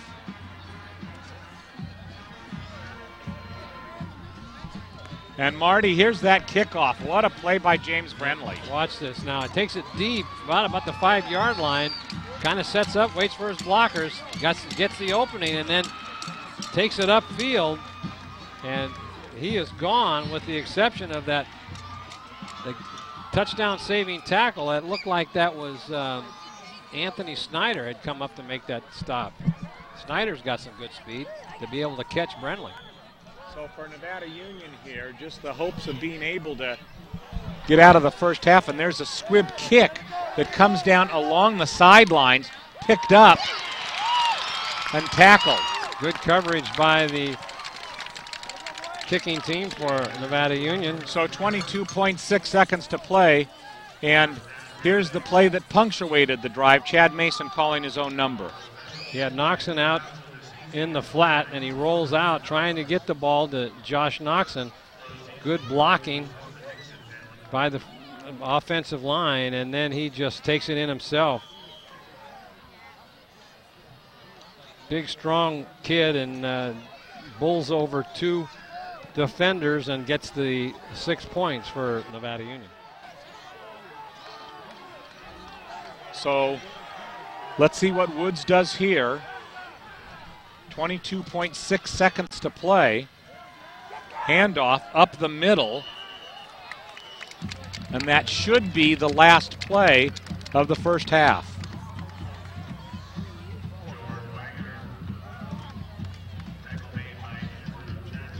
Andrew Jackson in on that tackle as the clock continues to run down here in this first half. So that'll do it for the first half. Nevada Union's Miners, in a real dogfight against the Granite Bay Grizzlies, lead 20-13. And we'll be back with the second half of action in just a moment. So Marty, a little bit of a challenge that the Miners haven't faced in several weeks. Well, they're not used to even running their kickoff returns because they've been shutting everybody out, so they haven't been getting any kickoffs, only one, maybe one a game. And they took advantage of it right there as James Brindley took the ball on the 5-yard line and just raced 90 yards down to the 5. And then on the first play from scrimmage, Chad Mason rolled out and then took it in himself for the 6 points right at halftime to go up by a 7-point lead at 20-13. And it looked like the momentum had shifted over to Granite Bay, and Nevada Union just took it right back as they go into the locker room at halftime. And Coach Lucas, it looks like right out there on the field holding court. Not all of the Miners have left just yet. I don't suppose that Dave Humphers is probably very pleased with the defensive effort in the first half, Marty. No, they gave up a lot of yardage on the ground, a couple of key pass plays, one for the big touchdown to Mike Ramirez, and that was, I think Coach Humphers is going to have to talk to his defense, because the defense has been the stalwarts throughout the entire season. And now tonight, of course, they're going up against a very good and very I mean, it's almost like a professional team. They got the Green Bay logo on their helmet, and they got the ground game, and they've been taking advantage of that. And only Nevada Union has only been able to stop them for a loss on a couple of running plays. And I think one thing really of interest is the fact that most teams that have played the Miners have struggled in the passing game, and for Granite Bay, their last 2 passes resulted in good gains, their final one in touchdowns. So they've come out and made great progress even throughout the first half, and their running game has been especially good. Yes, and I think we'll take one last look here at that kickoff. Of course, as you can see the way they were all bunched up there, like they're going to do a little onside kick, and they were kind of out of position, and that enabled Brindley to you can see him here as he catches that ball down on about the 5-yard line. He just kind of waits until his blockers come up and form that wedge for him.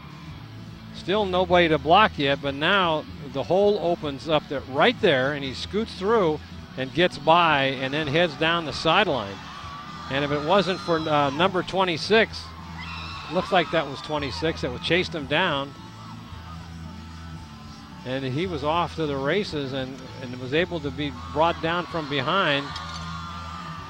So Justin Larkin there with the tackle. And, you know, for Nevada Union fans, James Brindley has really thrilled them for the last 2 seasons, Marty. He is their best special teams return threat. Yeah, he's got such great speed, and you can watch him there just perfect as he waited for his blockers to set up that wedge, and then once they did, he went right through it and took it right down the sidelines for 5 yards, just short of making a touchdown. But on the next play, Chad Mason goes in on his own for the 6 points, and here at halftime, 20-13 in favor of Nevada Union. So Granite Bay with an impressive first half. You take away that deep return to end the first half, would have a tie game at halftime.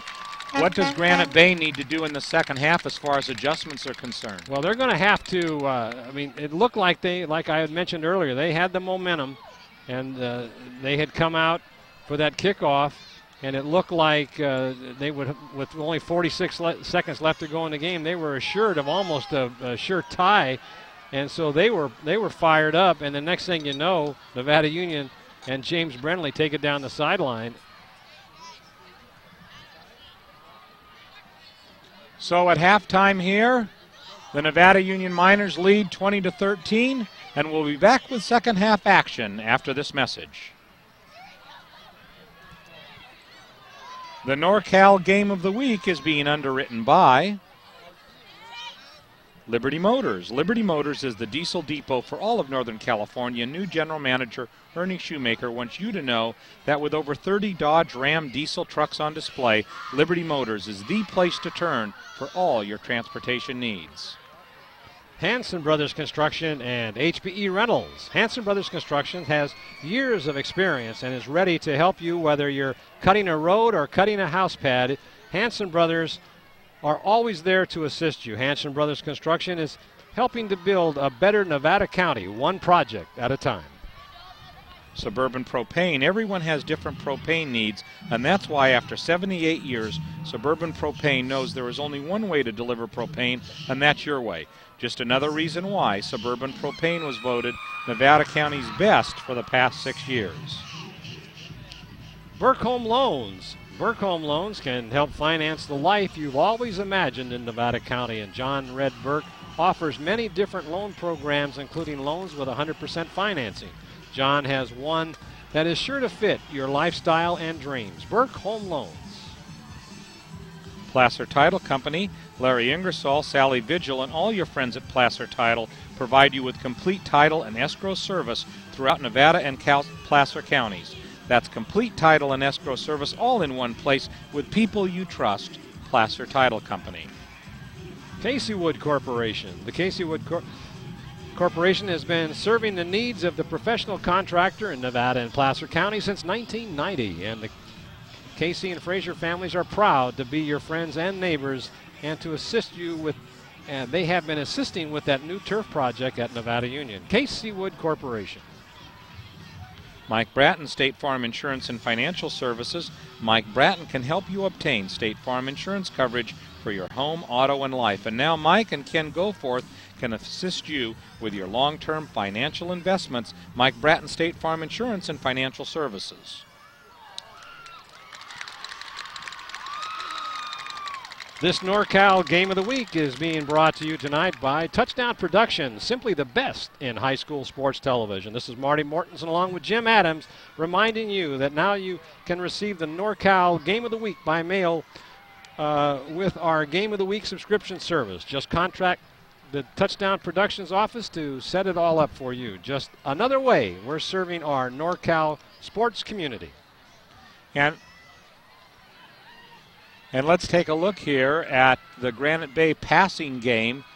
Pretty impressive here late in the first half, Marty. Now you can see as he sets the line, Woods rolls out, and that's that quick pass right over the middle. That was a big gainer on their drive, but then hit hard by, I never did see the number of that Nevada Union player. It might have been, I think it was Dave Carrillo. Number 8, no, I think it was Dane. Oh, Dane? I thought it was 38, but anyway, you can see that the passing game is picking up a little bit for Granite Bay, as especially that big touchdown to number 8, Mike Ramirez, in the end zone, which tied the game up. And Marty, what do the Miners need to do in the second half here to continue? I think they have to work on their defense a little bit to try to stop the run, because the pass is being set up now by the big gains on first down by the run. So that puts Granite Bay in a position where they can either pass the ball or run the ball. So it's if Nevada Union can come out here in this second half and stop that running game on first and second down, then they'll be in a much better position. I'm sure that Dave Humphers has some choice words for his squad here at halftime, especially defensively. But, you know, one of the things that I think they need to do in the second half is to limit turnovers. 2 key turnovers in the first half. Well, they were both offset by the 2 deep turnovers by Granite Bay, so they kind of evened out each other, and it looked like Nevada Union, with that 1 turnover that they picked up on that Millhouse takeaway, picked the ball up on about the 45-yard line, and they were driving down, and then they fumbled it away. So it's turnovers are a part of the game, though, Jim.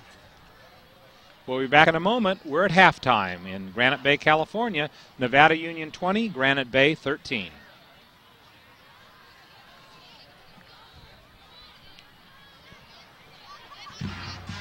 The NorCal Game of the Week is being underwritten by the Beam Easy Living Center. The playoffs are coming. Make sure your home entertainment system is ready to go, so you're ready to go. The Beam Center carries the largest selection of consumer electrics in town. So why just watch TV when you can feel it at the Beam Easy Living Center? Port of Subs. Mike and Cindy Argento and John Larimer own and operate the 2 Port of Subs located in Nevada City and Grass Valley. But don't just think of them for lunch, because they also offer wraps, salads, soups, and party trays for the big game. It's all at the Port of Subs. Top This Truck and Auto Accessories, Chuck Cavro says, nothing makes your truck look better than accessories from Top This. And at Top This, you'll discover an in-store display of accessories from WeatherGuard, DZ, and Racket Truck Racks. Top This Truck and Auto Accessories, your truck's favorite store. B&C True Value Home and Garden Center. The Fowler family has been serving you for over 64 years with True Value Easy Care products, whether you're a homeowner or a contractor. And the Fowlers love to support our football sports program. B&C True Value Home and Garden Center, where help is just around the corner. Greg Segezzi, Nevada County Realtor. Greg Segezzi knows Nevada County like only a 6th-generation resident can. Now that he has teamed up with ERA Cornerstone Realty Group, he can bring this knowledge to work for you. From bare land to commercial properties, it's Greg Segezzi, Nevada County Realtor. Tripp's Auto Body and Paint Shop. David, Todd, and Daryl Tripp have served you in Nevada County for many years, and they know when you have a car in the repair shop, it's an inconvenience, and that's why they specialize in collision repair to get you back on the road quickly at Tripp's Auto Body and Paint Shop. MBI Ready Mix and MBI Landscape Supply. MBI Ready Mix specializes in concrete that is computer batched and radio dispatched in a variety of colors and then delivered anywhere in Nevada or Placer counties. And MBI Ready Mix and MBI Landscape Supply are proud to support local high school activities.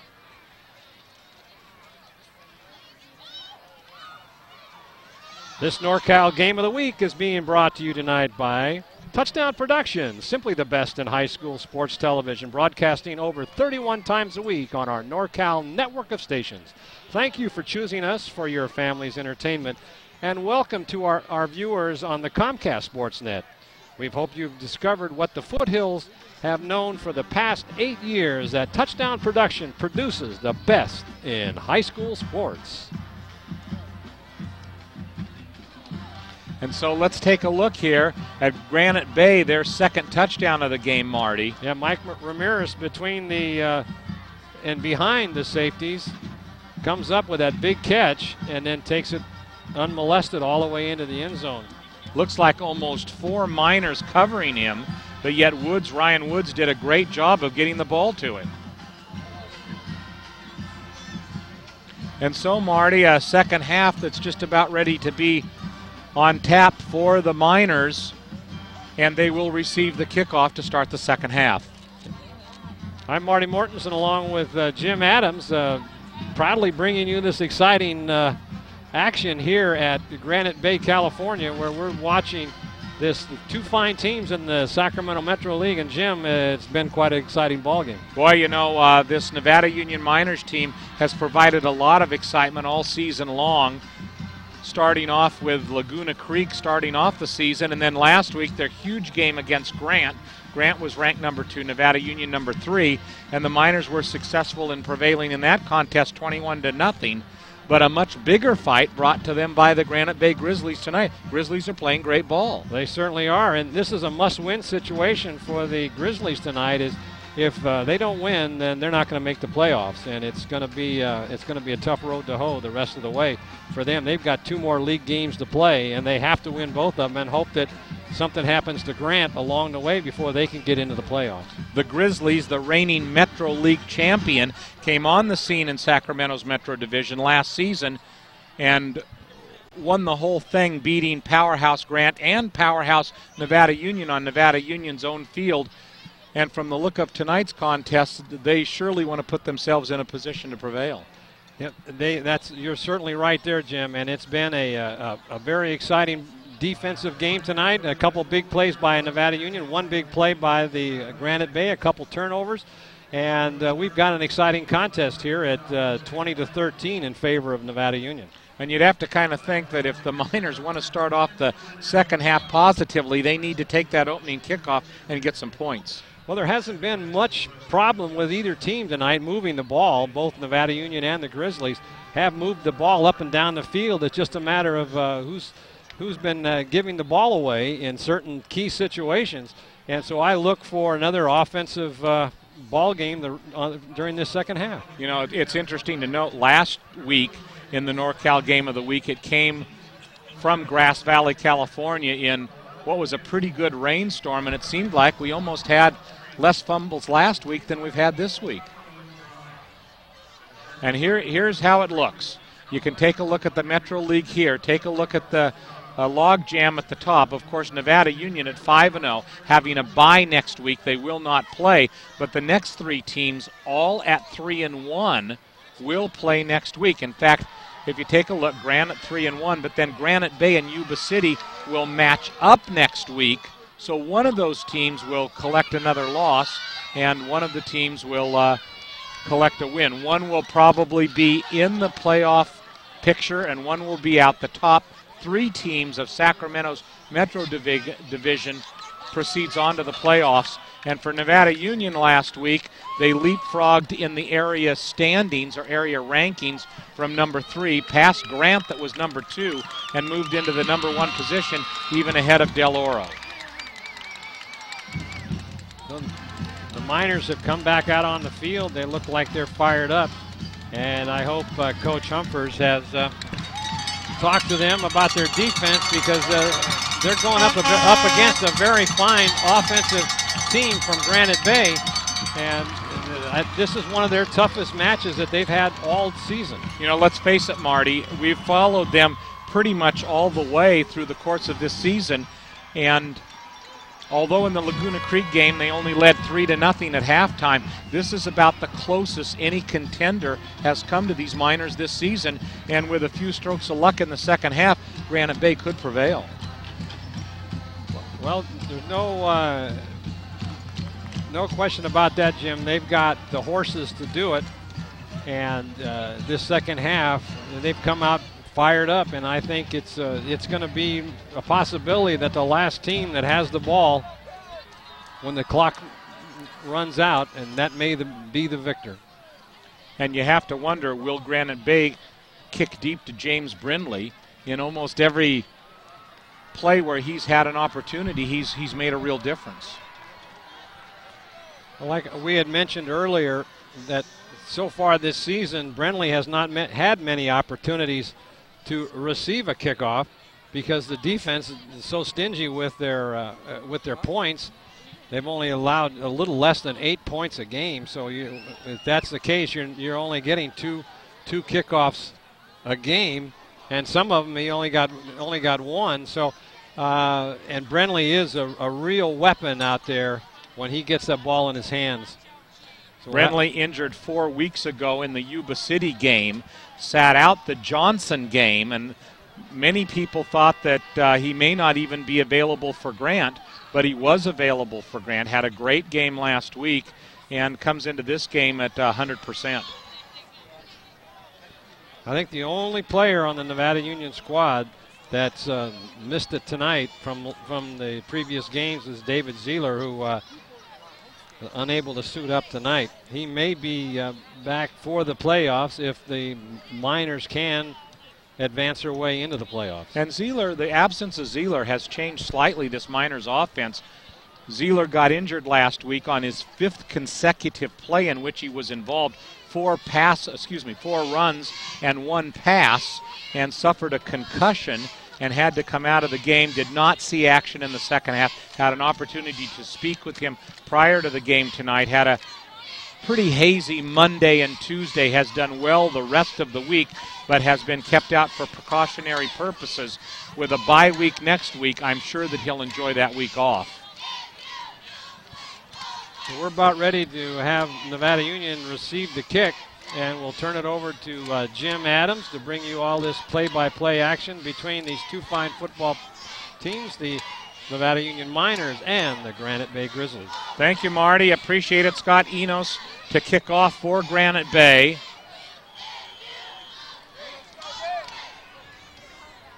Brindley again deep, and this is a high pooch kick, and a fair catch is called, but he fumbles it and falls on it. Boy, that kick came up very short, and coming in to make that play was Jason Weather, and he was kind of bobbled it a little bit, dropped to the ground and fell on top of it. So Nevada Union will start this second half in good field position on their own, looks like 38-yard line. Handoff, right side. Nice gain there. Andrew Moon takes that ball over the right side and starts off the second half strongly for the Miners. He just did a little stutter step, waited for his blockers to set it up for him, picked up about 7 yards, cut it to the inside, and big gain. 2nd down and 3. Miners will hurry up offensively.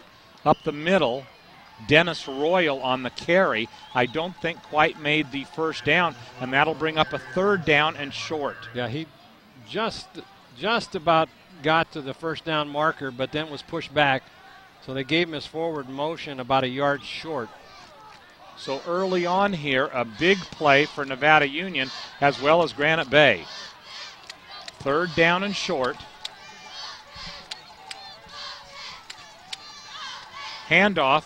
1st down. That's Royal again. And there's a fumble on the play. I think and it's Granite Bay's ball. So Granite Bay gets the turnover here to start the second half. Dennis Royal on the carry.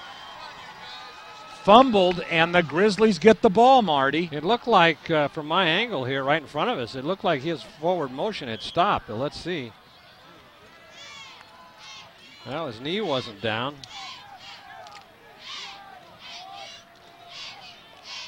And so Granite Bay, exactly the break that they needed here to start off the second half. Ryan Woods at quarterback, number 11.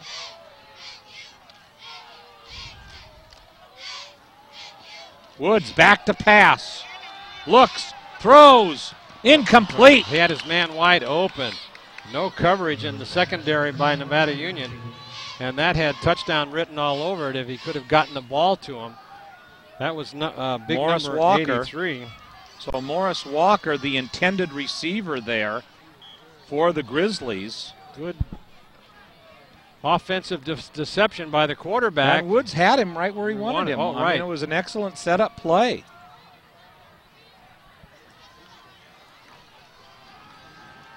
So the Miners took the ball to open the game on an onside kick, and here on a fumble, Granite Bay is returned the favor by the Miners. Sweep, left side, nice play defensively. Yeah, that as Andrew Hornbrook is trapped for a loss. Now that play during the first half, Jim, had gone from big yardage on that sweep around the left side.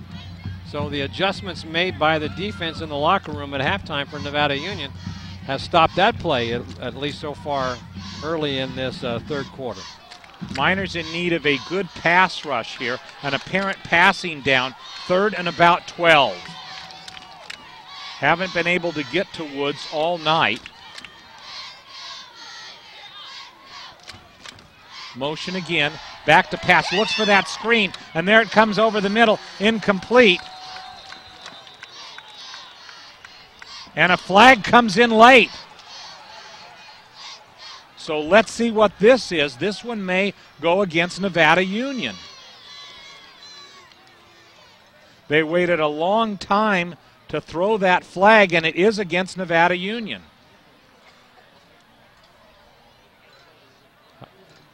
We'll take a look at this.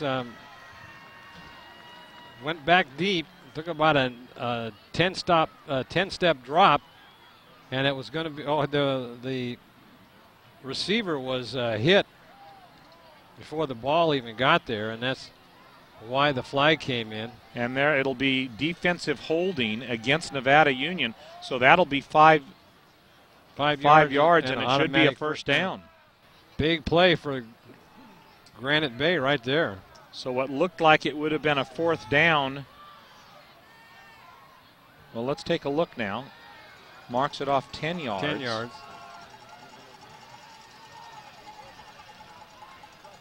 Oh, and let's take a look here. So now it'll be third down. Dead ball down. foul, it looked like. Nope. So it'll be third down. So we didn't quite get what that call was. But another break here for Granite Bay. Now what would have been a fourth down and long becomes a third down and short.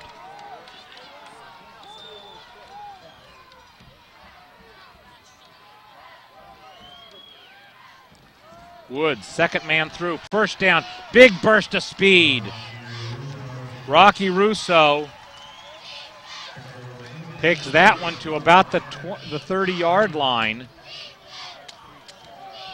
And Granite Bay doing a great job here. 9:52 to go in the third quarter, only down by 7.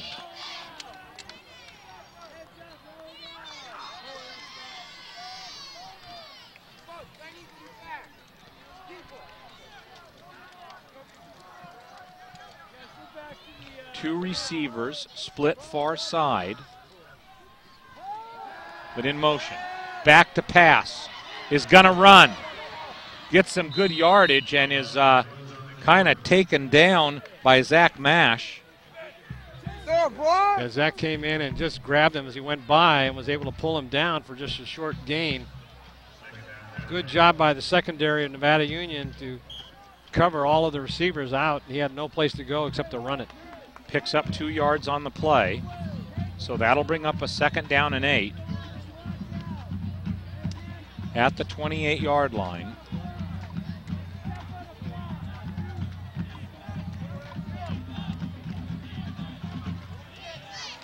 Russo to his right. Wagoner to his left. And this will be Russo. Nice gain. Breaks into the secondary. And finally, gang tackled down, a first down for the Grizzlies. David Carrillo and Brindley on the tackle. So a big drive set up by that penalty. Inside the red zone here at about the 19-yard line of Nevada Union. And Granite Bay orchestrating a great drive to start off their first possession of the second half.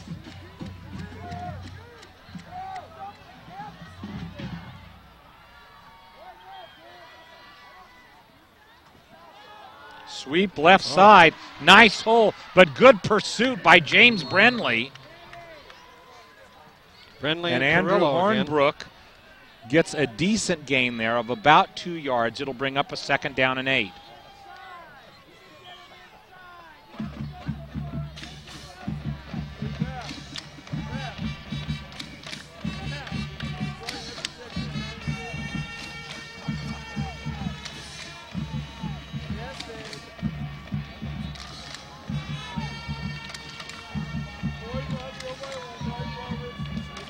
No backs in the backfield, but redirecting there, and finally gets Rocky Russo to come near side, and a flag flies. Yeah, I was going to say they were really running short of time, and they delay a game penalty. I'll take them back 5 yards. But that took a long time to develop. Well, and aside from the 2 15-yard penalties that they suffered in a drive where the Miners scored, the Grizzlies have played pretty much error-free football tonight as far as penalties are concerned. And they're +1 on the turnovers. So that'll bring up a 2nd down and 13. Woods in what would appear to be a passing situation. Back to pass, throws complete to number 40 there, Andy Miller. First time Miller has been a part of the action. He picks up about 7 yards on the carry. And that'll bring up a 3rd down and about 6. And let's take a look at Miller getting into the mix here, Marty. Yeah, a quick 5-step drop, and then right in between the line and the linebackers. Good pass.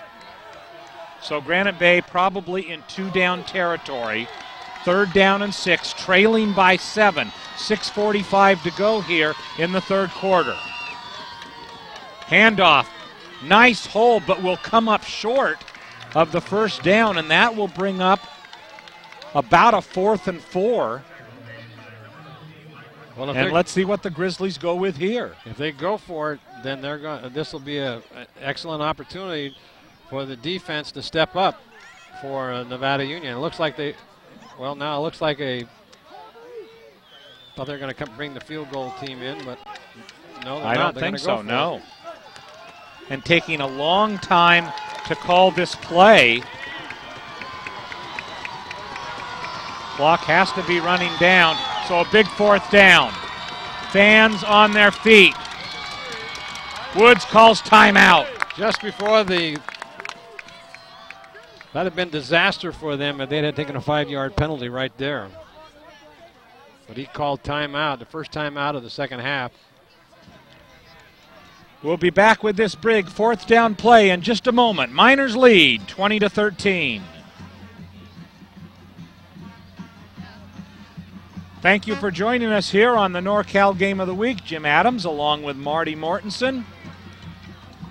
The #1 team in the Metro Conference, the Nevada Union Miners, have their hands full tonight with the Granite Bay Grizzlies and what could probably be termed the biggest play of the game so far. With 5:56 to go here in the 3rd quarter and trailing by 7, Granite Bay has a 4th down and 4. And Marty, do you think that they're rethinking their strategy? No, they earlier in the game they had 4th and about 3, and Nevada Union was able to hold them. But now it looks like they're coming back out and they're going to go for a field goal, it looks like. Yes, they are. Or so it seems. Scott Enos, their place kicker, into the game. And let's see what happens here. Ryan Woods, the quarterback, is the holder. Miners have to beware of a fake here. Let's see what happens. Ball is spotted and kicked. And good. So Granite Bay puts 3 on the boards, and the score becomes 20-16 with 5:51 to play here in the 3rd quarter. And Marty, a handy 3 points there for Granite Bay off of the turnover. I think that was probably a good move by Coach Ernie Cooper. So we'll be back in a moment. The field goal has brought it to a 4-point deficit on the NorCal Game of the Week.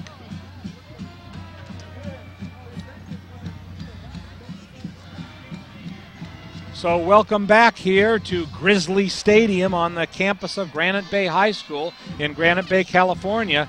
Let's take a look at that field goal attempt. Good set, good hike, and a good kick. Just, let's see, yes, just on the inside corner of the goalpost, and the referee's right on top of it. Didn't make it by much, but managed to get it inside, and that's all it needs. 3 points. Smart play by Coach for the Grizzlies, Ernie Cooper, as this could set up a score for a touchdown to win the game. Enos to kick off here, and he again kicks it, and the Miners need to fall on it. The ball is loose, and I think Granite Bay has it. Well, there was a lapse right there by somebody. No, Nevada Union has it. Well, at least they signaled Nevada Union. No, it's Granite Bay's ball. So initially the call was Nevada Union ball, but instead the defense has to come out again. And Marty, another huge break for Granite Bay. Well, I tell you, that was a lapse someplace. Something happened right there that ball came up short and nobody went to cover it. And Ryan Woods, the very capable quarterback for Granite Bay, has to be thinking to deliver a punch to Nevada Union here. Down only by 4.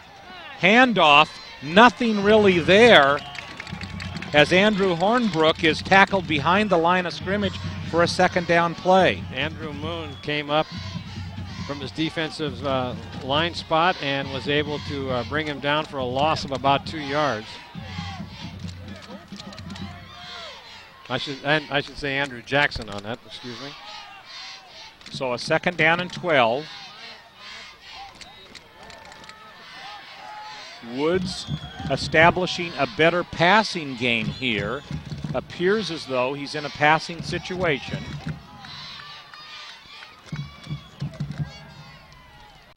Handoff up the middle. Nice big hole. Good gain. And a first down. It looks like a first down for Granite Bay.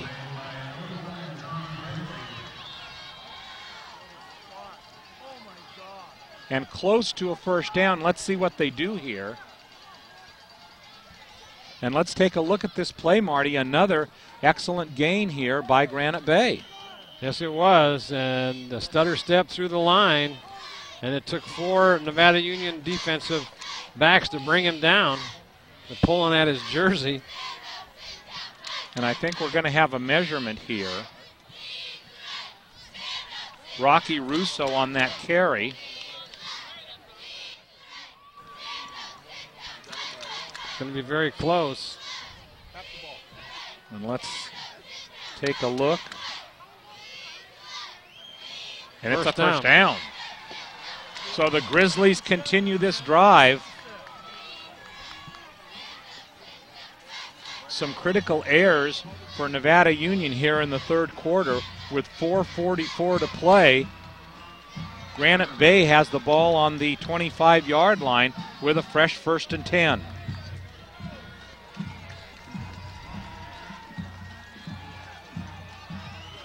Well, the momentum of this game has shifted over to the Grizzlies as they're putting on an offensive show right now.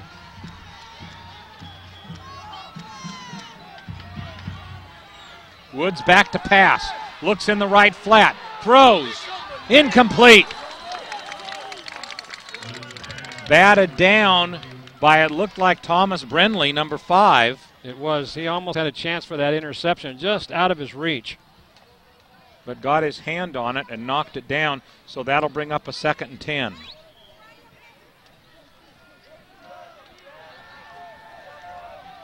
Nevada Union struggling a little bit here in the third quarter, and Granite Bay has surely taken advantage of it. They've cut the lead to 4. 4:31 to go here in the third quarter. 2nd and 10. Back again, looks for that screen and gets it here to the right. Should be a big gainer for the Grizzlies. First down. Andrew Hornbrook, who has been a main target tonight for the Grizzlies, picks up the first down just outside, it looks like, the 10-yard line. So it'll be a 1st and 10 here for the Grizzlies. Driving late in the third quarter. I think the defensive unit for Nevada Union has been out here all this quarter, and I think the Miners have only run 2 or 3 plays this entire quarter. And even for the strong defense as they are, this has got to be a challenge for them. Handoff, left side.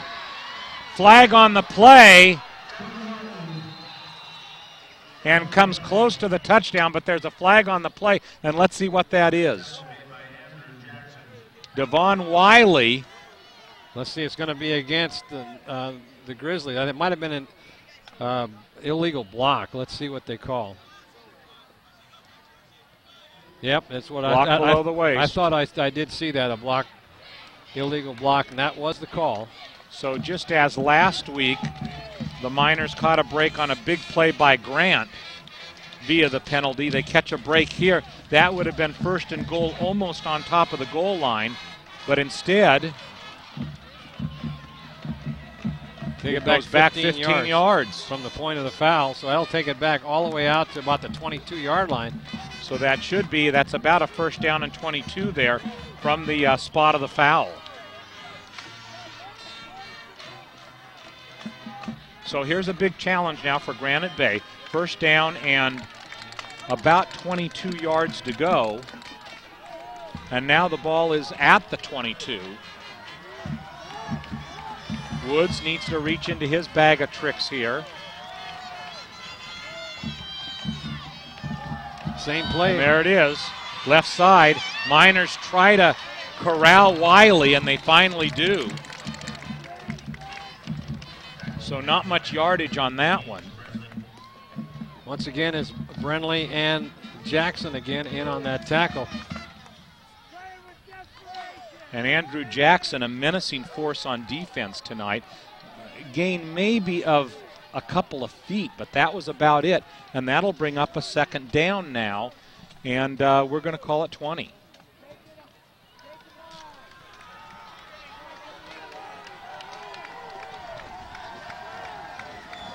Woods with a single back. Back to pass. Rolls right. Has a lot of running room and will do it. Breaks to the outside, but it'll bring up a third down and long. Good job, Andrew. Good open field tackle in there by Andrew Moon. So about a third down and 13.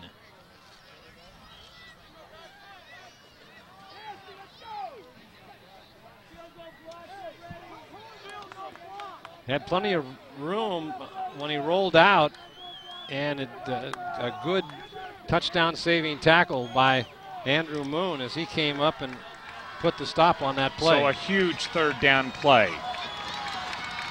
3rd and 13.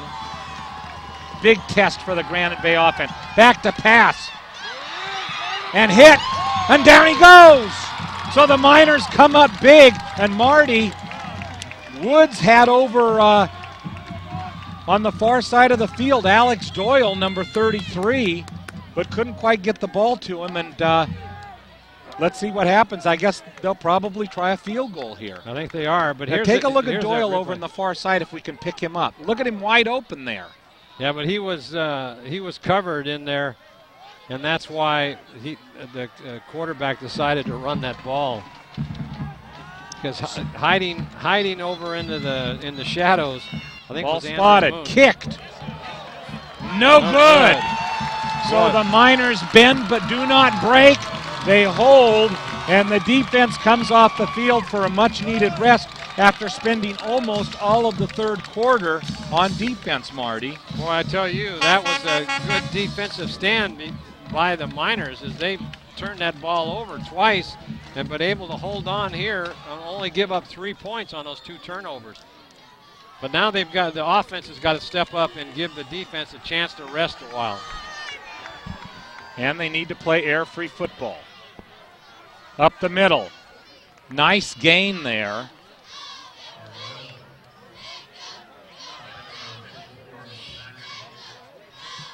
About 6 yards on the play. That Dennis was Royal on the carry. A little slow to get up. Final 50 seconds here of the third quarter. Second down and long, about 4. Handoff, Royal, or Jason Weathern, it looks like. No, that was Dennis Royal again. So was Royal again. And that'll bring up a third down and about 2. So a huge play here for Nevada Union. Half a minute to go in the third quarter. And Marty, they need to pick up a first down here. They've only been stopped once on short yardage situations, so I think they would get this. Latroca, big hole, gets there, and I think he got the first. Just barely. Let's see where he gets the spot, and they get the first down. Boy, that would have been a pretty tough situation to be in fourth down and having to maybe go for it. You don't want to be kicking from there to give your opponent good field position. So that was a key first down. That should end the quarter. So that'll be the end of the third quarter.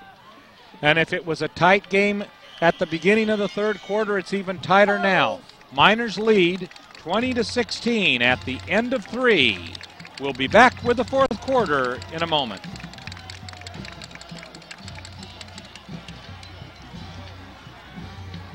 So, Marty, the Miners have faced limited adversity this season.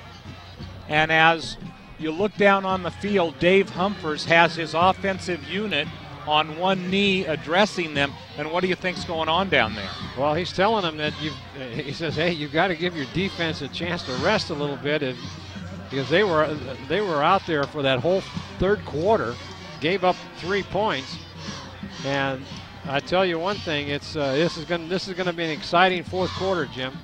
The Miners in their biggest dogfight of the season. This is a critical drive, not only because the defense spent the whole quarter on the field, but also because the offense, let's face it, Marty, they need to pick up some points. They're probably not going to be able to prevail if they don't score again here in this contest. Yeah, they definitely have to come away with a minimum of a field goal on this drive. And the reason I say that is a tie helps Nevada Union. They can be the #1 seed even if they end up with a tie, but a loss would be super critical for their chances. So Jason Weathern in the backfield, and Weathern will take the ball. Tries to get a little bit of a hole, but really doesn't get much. Coming in and making that tackle was Miles Burris, 240-pound junior, 6'3", stood him straight up. And let's take a look at that. Great stand here by Granite Bay. As he tries to go around the left side, but then look at that. Nice tackle by Burrows. James Brindley in the game along with Josh Noxon. Brindley in motion, and he gets the ball. He's got blockers in front of him. And a good job there. Should get a good gain. Gets the first down and is knocked out of bounds just short of midfield at about the 47-yard line. So Brindley on that sweep to the right side gets good yardage. Andrew Jackson speaking with one of the officials there. He thought he was clipped. And so a first down for Nevada Union.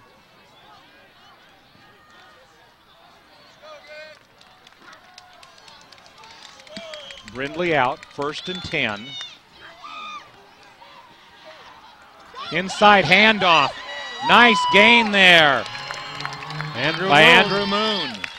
Big first down. And another first down as the Miners begin to move the ball. Well, the offense has had plenty of time to rest, so they ought to be in great spirits right now. They're moving the ball. They should sure have it together. Now they need to hold on to the ball. Chad Mason, back to pass. Has Noxon for a first down. And a nice gain there via the pass.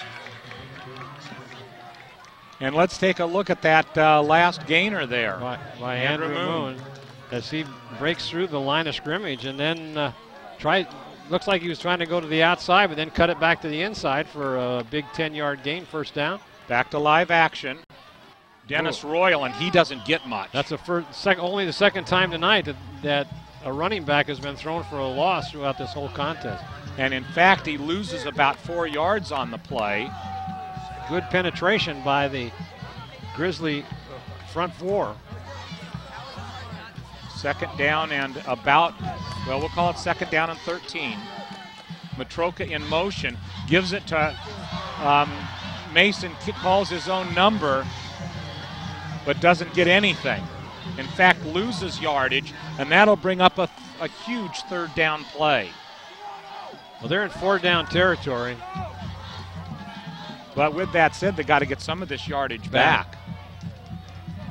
Yeah, because then now they've got 3rd down and about 15. And James Brindley comes into the play along with Mike Apple and Jesse Etlin. This combination has picked up some big yardage when those three have come into the game. So let's see what's on tap right here. Back to pass. Good blocking. Over the middle. Batted away. Threw into triple coverage right there and almost intercepted as Noxon was coming across the middle. He got hammered, but the ball fell incomplete, and that'll bring up a 4th down in about 15. So 4th down, and let's take a look at here. A tough pass for Noxon to try to receive. Yeah, you can see him. He cuts across the middle. Dangerous pass into 3 receivers, and we're good. And Dante Punteri, there's the for pass. a 50-yard field goal here. Noxon the holder, spotted, kicked. Short. Falls into the end zone. A touchback. That'll take it back to the 20-yard line. And so about as good as a punt there, but again, Nevada Union, after scoring 20 first-half points, much the same as they did last week against Grant, have been unable to pick up anything here in the second half. Well, these Granite Bay Grizzlies, they had a solid team. Stumbled a little bit at the start of the season, but they're putting it all together, and they're really giving Nevada Union everything they can. Nevada Union wasn't looking for this at all tonight. Obviously their toughest contest of the season.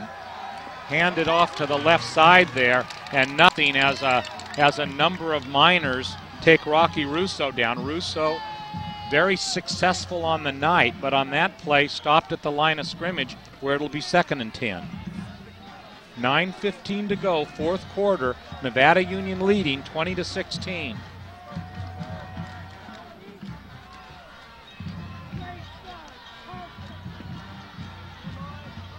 Ryan Wood comes in with the play. Let's see what they've got.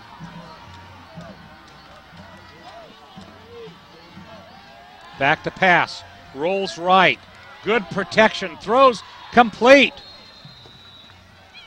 And it might be a little bit short. Caught in there by Morris Walker. So Walker with what I believe is probably his first reception of the evening, and that'll bring up a 3rd down and long. 3rd down and about 5. And Marty, is Granite Bay in 4-down territory here this late in the game? No, I don't think so. You wouldn't, if you don't make it here, you're going to have to punt the ball. So a big 3rd down for the Grizzlies. Motion, handoff, up the middle, big gain, 1st down, more yardage, breaks into the secondary, 40, 30, tackled. Nice by Andrew Moon. Boy, and he's inside the 20-yard line. Couple of missed tackles in the secondary, and Andrew Moon saved the touchdown. And Granite Bay is in business. So what was a big 3rd down play becomes their largest gain on the ground of the night. And at the Nevada Union 19, Ryan Woods is smelling the end zone.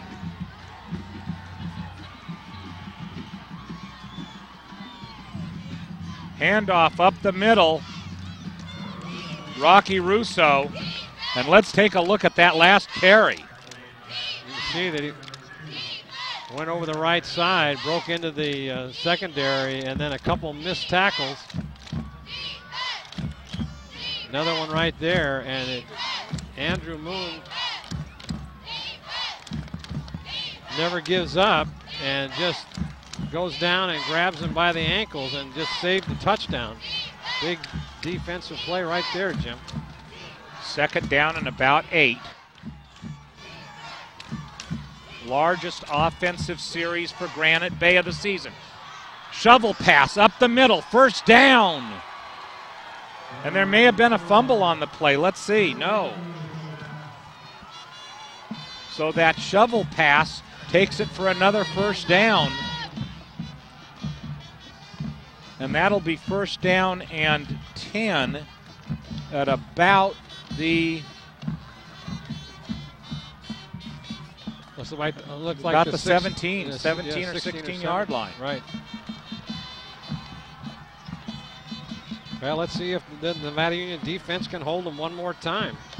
Now they have to call a timeout. Their 2nd timeout spent here in the second half. So the Grizzlies use their 2nd timeout of the second half here. They want to get it straight. First down and 10. Let's set it for you here. Nevada Union Miners lead the Granite Bay Grizzlies 20-16. 6:45 to play in this huge Metro Conference contest. The first place Miners against the second place Grizzlies. Should the Grizzlies be able to prevail, a three-way tie atop the Metro Division. Should the Miners be able to win, they will clinch the Metro Division. So some huge ramifications of this game tonight. And let's take a look at what has been the biggest play of this series so far. That was Wagner going over the right side and breaks into the open. A missed tackle there by Tom Brindley. And then Andrew Moon has got to do a shoestring tackle on him as he was heading for the end zone. Brought him down. So here it is, 1st and 10. Ryan Woods again. His offense has been on the field most of the second half. Sweep left side. Good gain. And a fumble, it looked like. Stripped the ball. Let's see who got it. They're signaling the Miners, but now let's see what the referee says. He comes in there. And everybody waiting anxiously to see what it is. And coming up second down. Coming up with that ball was Andy Miller. So a big break for Granite Bay as they fumble but then come up with the ball. 2nd and 3, so a nice 7-yard gain on the play. Ball now at about the 10-yard line.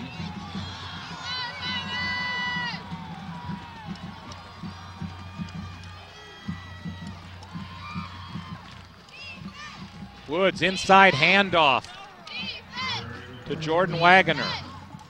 And Wagner comes close to the first down, but it'll be 3rd down. So 3rd and about 1.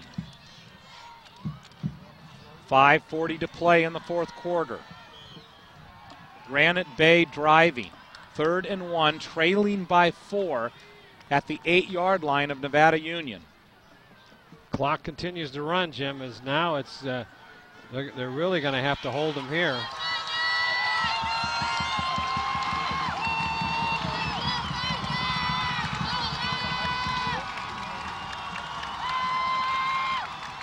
Two backs.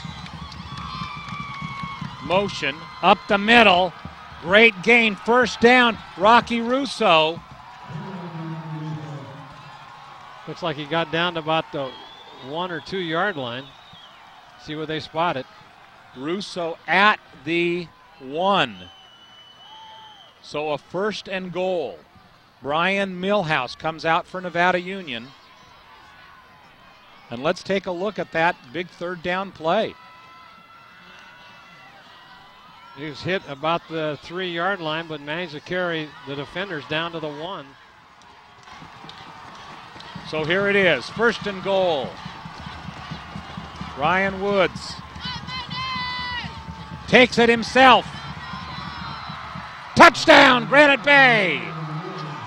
Quarterback sneak. So the Grizzlies, in a highly impressive drive, take the lead for the first time in tonight's contest. 23-20 with 4:34 to play. Well, this is a big extra point. If they can make the extra point, then it's a touch. No, it's 22-20. I thought that's right. So they'll call a timeout. And a timeout. So, Marty, that has to be their 3rd timeout. It is their 3rd timeout. What I'm thinking of what they're going to do. We'll be back with the final 4:34 after this break on the NorCal Game of the Week.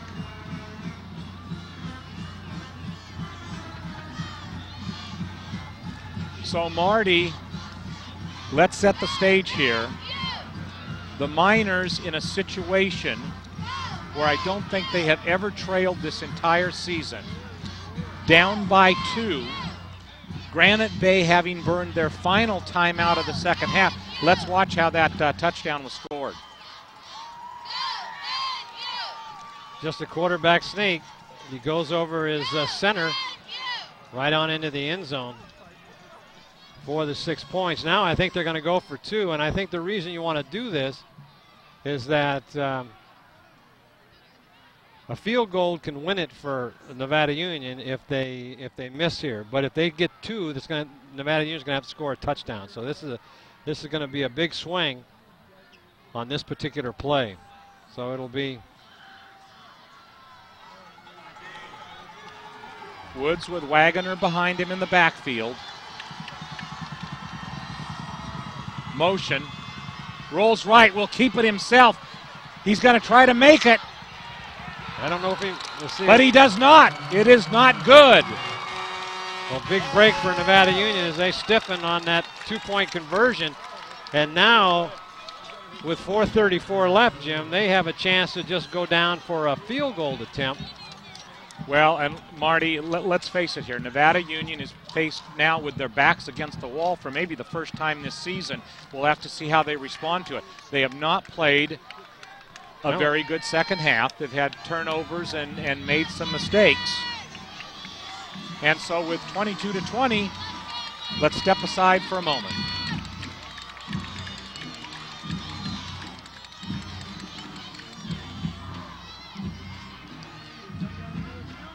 Welcome back here to Grizzlies Stadium on the campus of Granite Bay High School. Granite Bay leading 22-20, giving the Nevada Union Miners, the top-ranked Nevada Union Miners in the Sacramento section, everything that they can handle tonight. And with 4:34 to play, Marty, how big is this drive? Well, this is going to be very critical as to the success of Nevada Union here at the end of this game. I know one thing, that the kicker will be keeping the ball away from Brindley. Well, Brindley has set up now, instead of deep, is kind of medium, and Jesse Etlin and Josh Noxon are deep for the Miners. Got some hands in there. Carrillo in the middle along with Brindley. So let's see what happens here. And there's that another squib kick. And he drops the ball. It's loose on the ground. And I think Granite Bay has it, Marty. Let's see if they're going to give it to him. No, Nevada Union catches a big break. 2 fumbles on kickoffs, as well as 1 kickoff that was never even touched. And the Miners are fortunate enough to get the ball at their own 45-yard line. Good field position, as that could have been very dangerous. Here's that little pooch kick. Now watch this as he comes underneath it and pops it straight up in the air. This is a design play.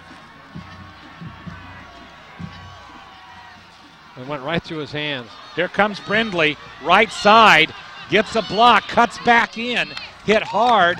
Down he goes about 2 yards short of a first down. So James Brindley takes that one around the right side. And you've got to think that whatever Dave Humphers has left in the game plan gas tank, we're going to see it right here.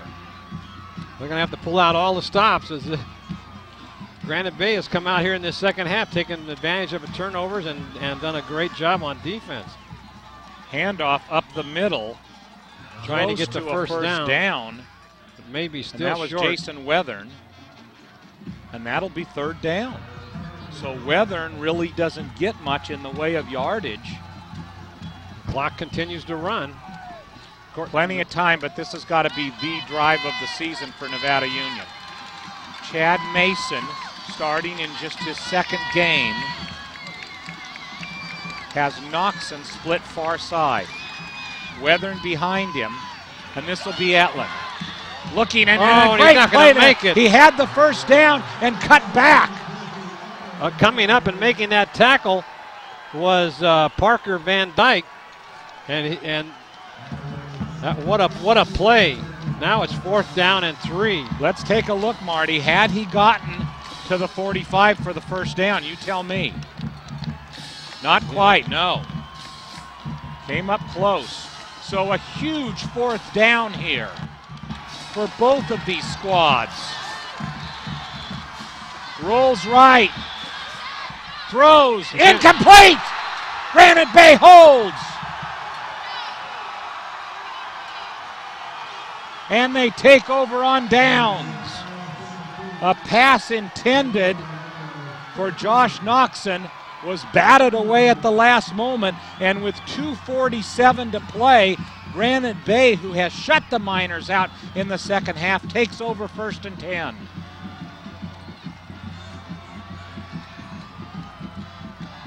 That key play was that third and short that turned into a 2-yard loss and set up a 4th and 4, and the rollout by Mason wasn't able to complete the pass, so they'll run the clock out here. So 3, 1st and 10, and here's the handoff to the left side.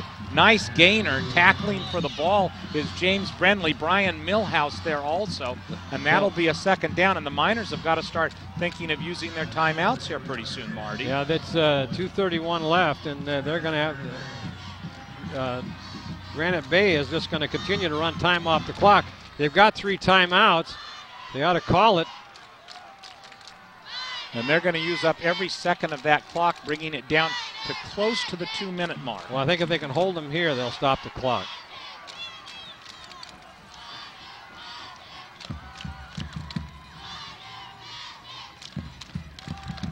Up the middle, nice gain on the play. Now, short of the 1st down, and that'll be a crucial 3rd down and about 3 yards. And now they'll talk with less than 2 minutes left. They'll call a timeout now.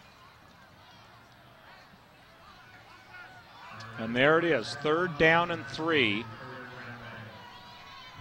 And we'll be back for the last minute 56 of this contest. Granite Bay leading by 2 with the ball.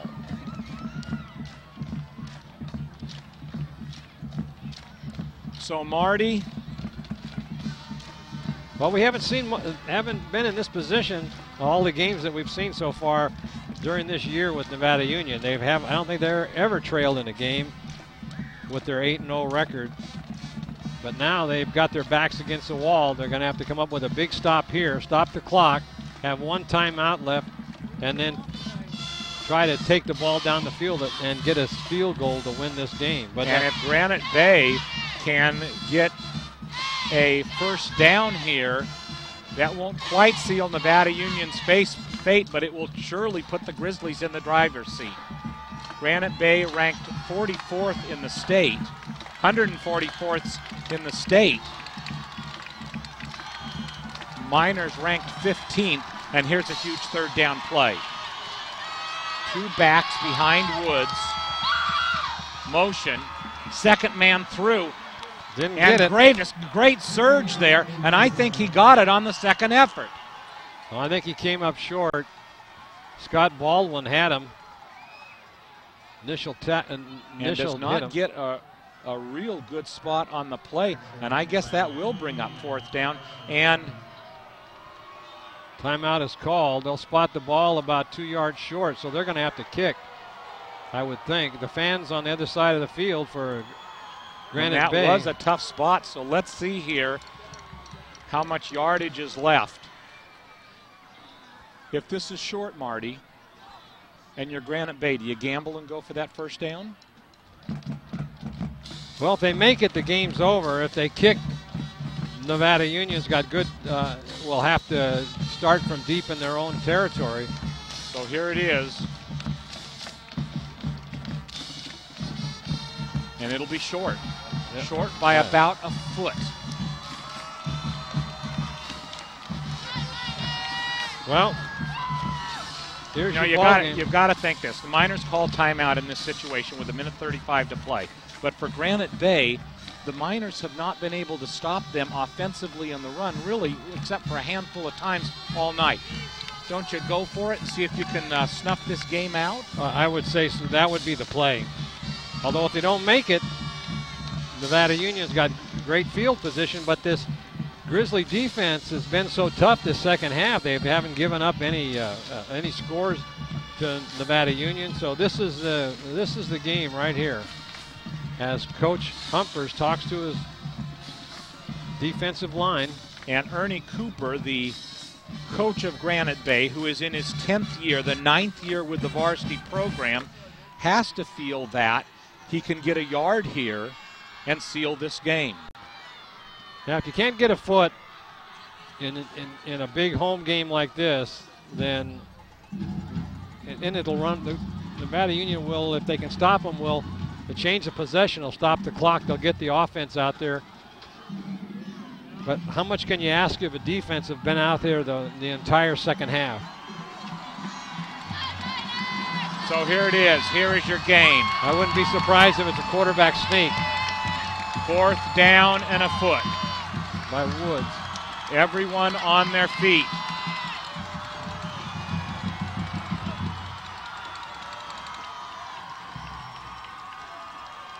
And there it is. He got it. First down.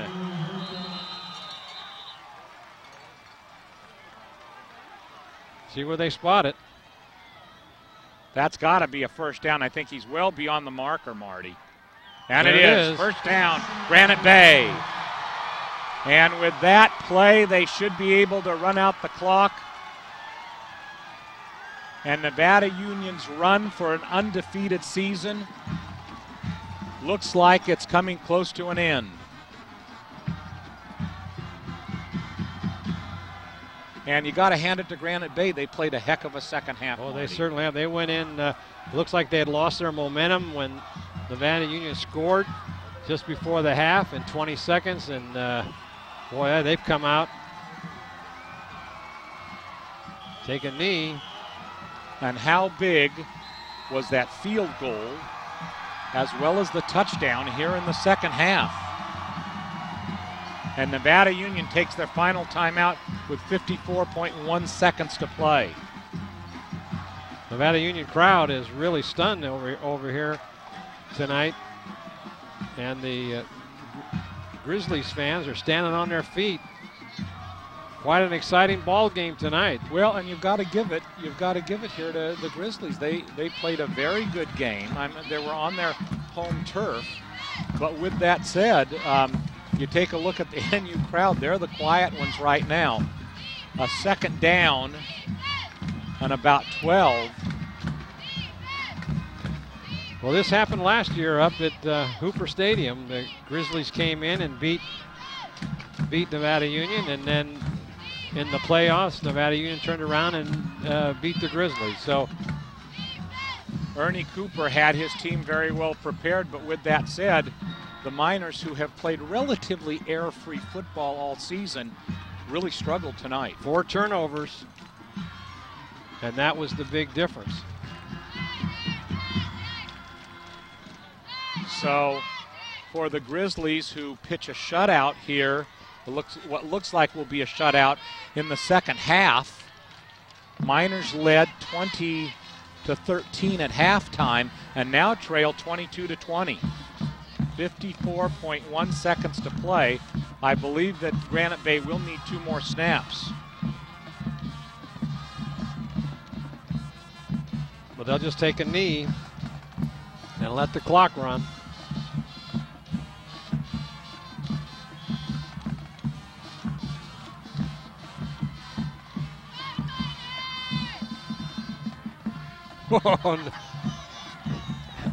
Andrew Jackson leveled one of the linemen, but no timeouts, and so that'll be a 3rd down play.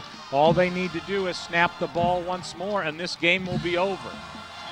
So Granite Bay will end Nevada Union's run here for an undefeated season, and it will stop right here at Grizzly Stadium,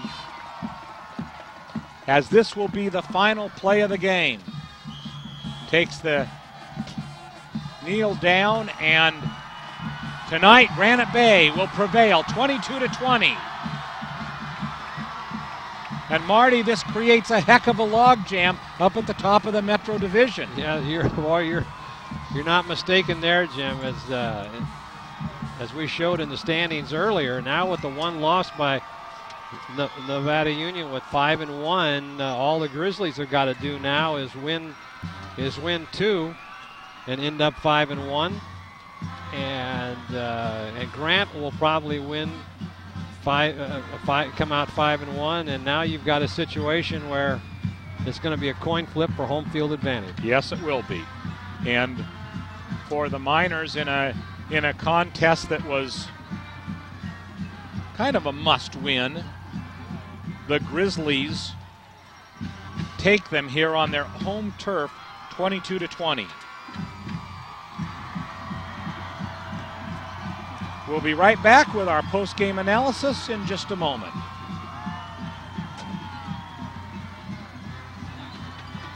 So Marty, as you take a look at the field, a very elated Granite Bay Grizzlies team and a very dejected NU Miners team, as the Grizzlies prevail tonight, 22-20.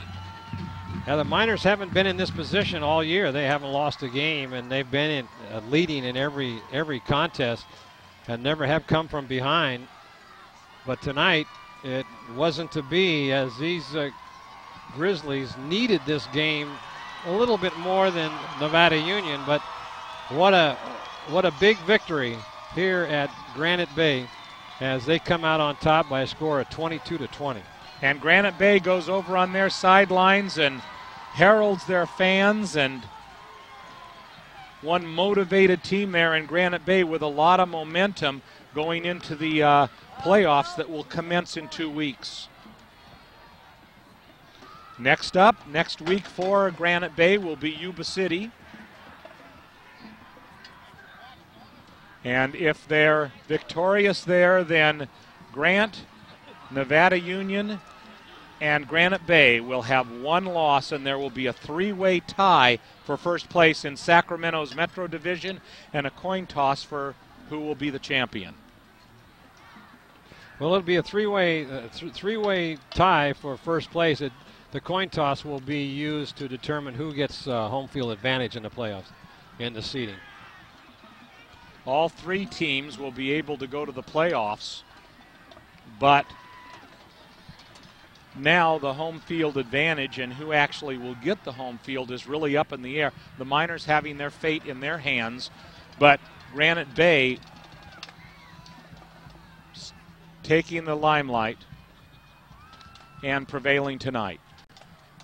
So tonight, Granite Bay wins 22-20 here at Grizzly Stadium in your NorCal Game of the Week. We'll be back in a moment.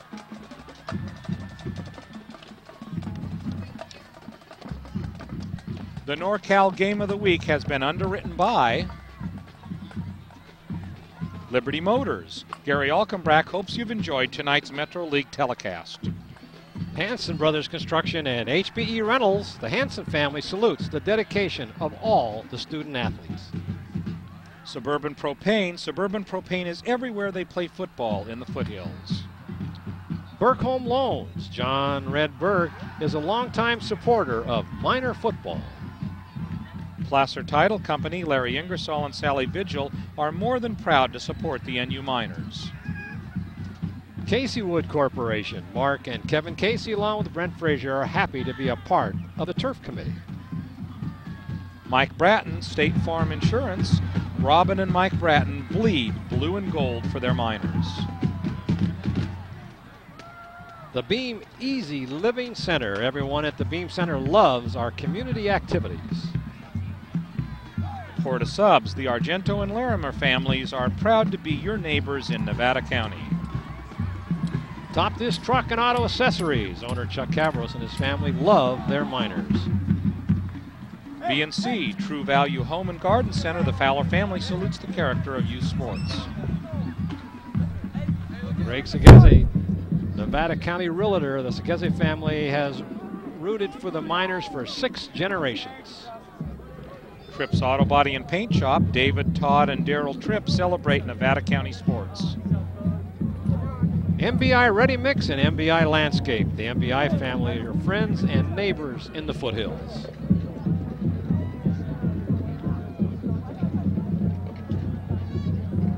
And by Touchdown Productions, the best in high school sports.